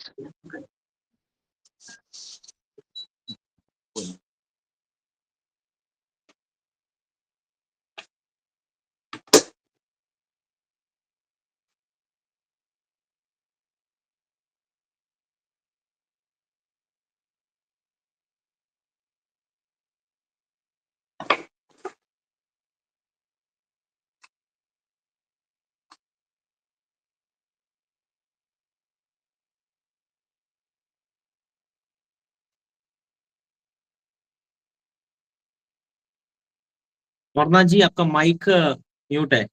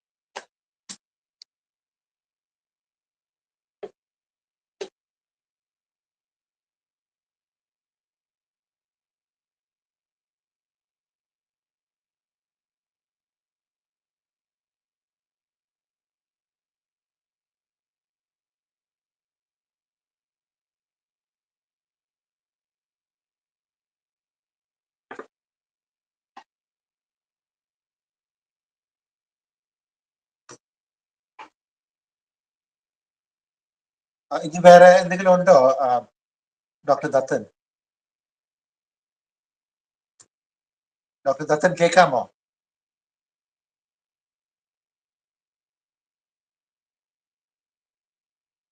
ആരാ ഇത് anchor ചെയ്യുന്നത്? ഇനി എന്തെങ്കിലും പരിപാടി ബാക്കിയുണ്ടോ? Yes, sir. ഒരു felicitation speech അതാരാ ചെയ്യുന്നതെങ്കിലും കേൾക്കാൻ പറ്റുന്നുണ്ട്? ഉണ്ടോ? സർ അല്ല, തുടങ്ങിയിട്ടില്ല. ആരാ ഫെലിസിറ്റേഷൻ? ഹലോ, കേൾക്കാമോ? Yes, sir. You're audible. ആരാണ് ഫെലിസിറ്റേഷൻ നടത്തുന്നത്? അത് മൈക്രോഫോൺ എന്തോ ഇഷ്യൂമായിട്ട് ഇരിക്കാൻ തോന്നുന്നു. ആരാണ് നടത്തുന്നത്? Who is Amarnath. അമർനാഥ്?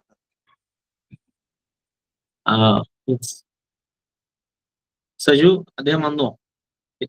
ഉണ്ടായിരുന്നോ? ഉണ്ടായിരുന്നു, ഇത്ര നേരം ലൈനിലുണ്ടായിരുന്നു. ഒരു മിനിറ്റ്. ഓക്കെ ചിലപ്പോ വിട്ടുപോയിട്ടുണ്ട്. അത് തെലങ്കാനയിലാണ് സാർ, അതുകൊണ്ടാണ്. ബണ്ടി സഞ്ജയ് കുമാറിന്റെ അനിയനാണ് അദ്ദേഹം, നമ്മുടെ സഹമന്ത്രിയുടെ. ആരുടെ? ബണ്ടി സഞ്ജയ് കുമാറിലെ ആഭ്യന്തര സഹമന്ത്രിയുടെ. മലയാളിയാണോ? അല്ല, അദ്ദേഹം കരീംനഗറാണ്, തെലങ്കാന. അപ്പൊ ഹിന്ദിയിൽ സംസാരിക്കും? ഇംഗ്ലീഷ്.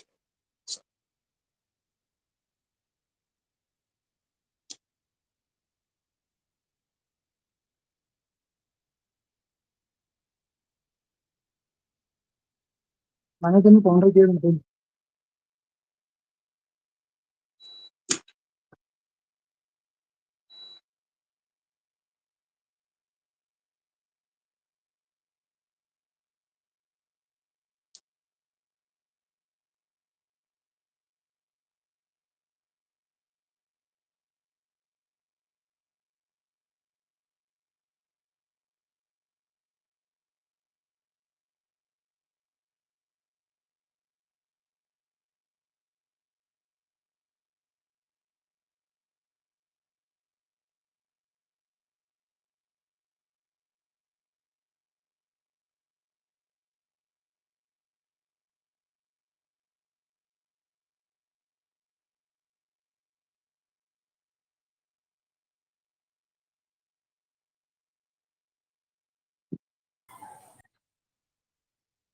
യെസ്.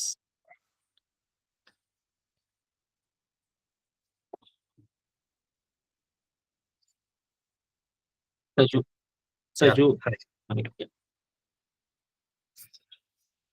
എല്ലാവർക്കും നമസ്കാരം.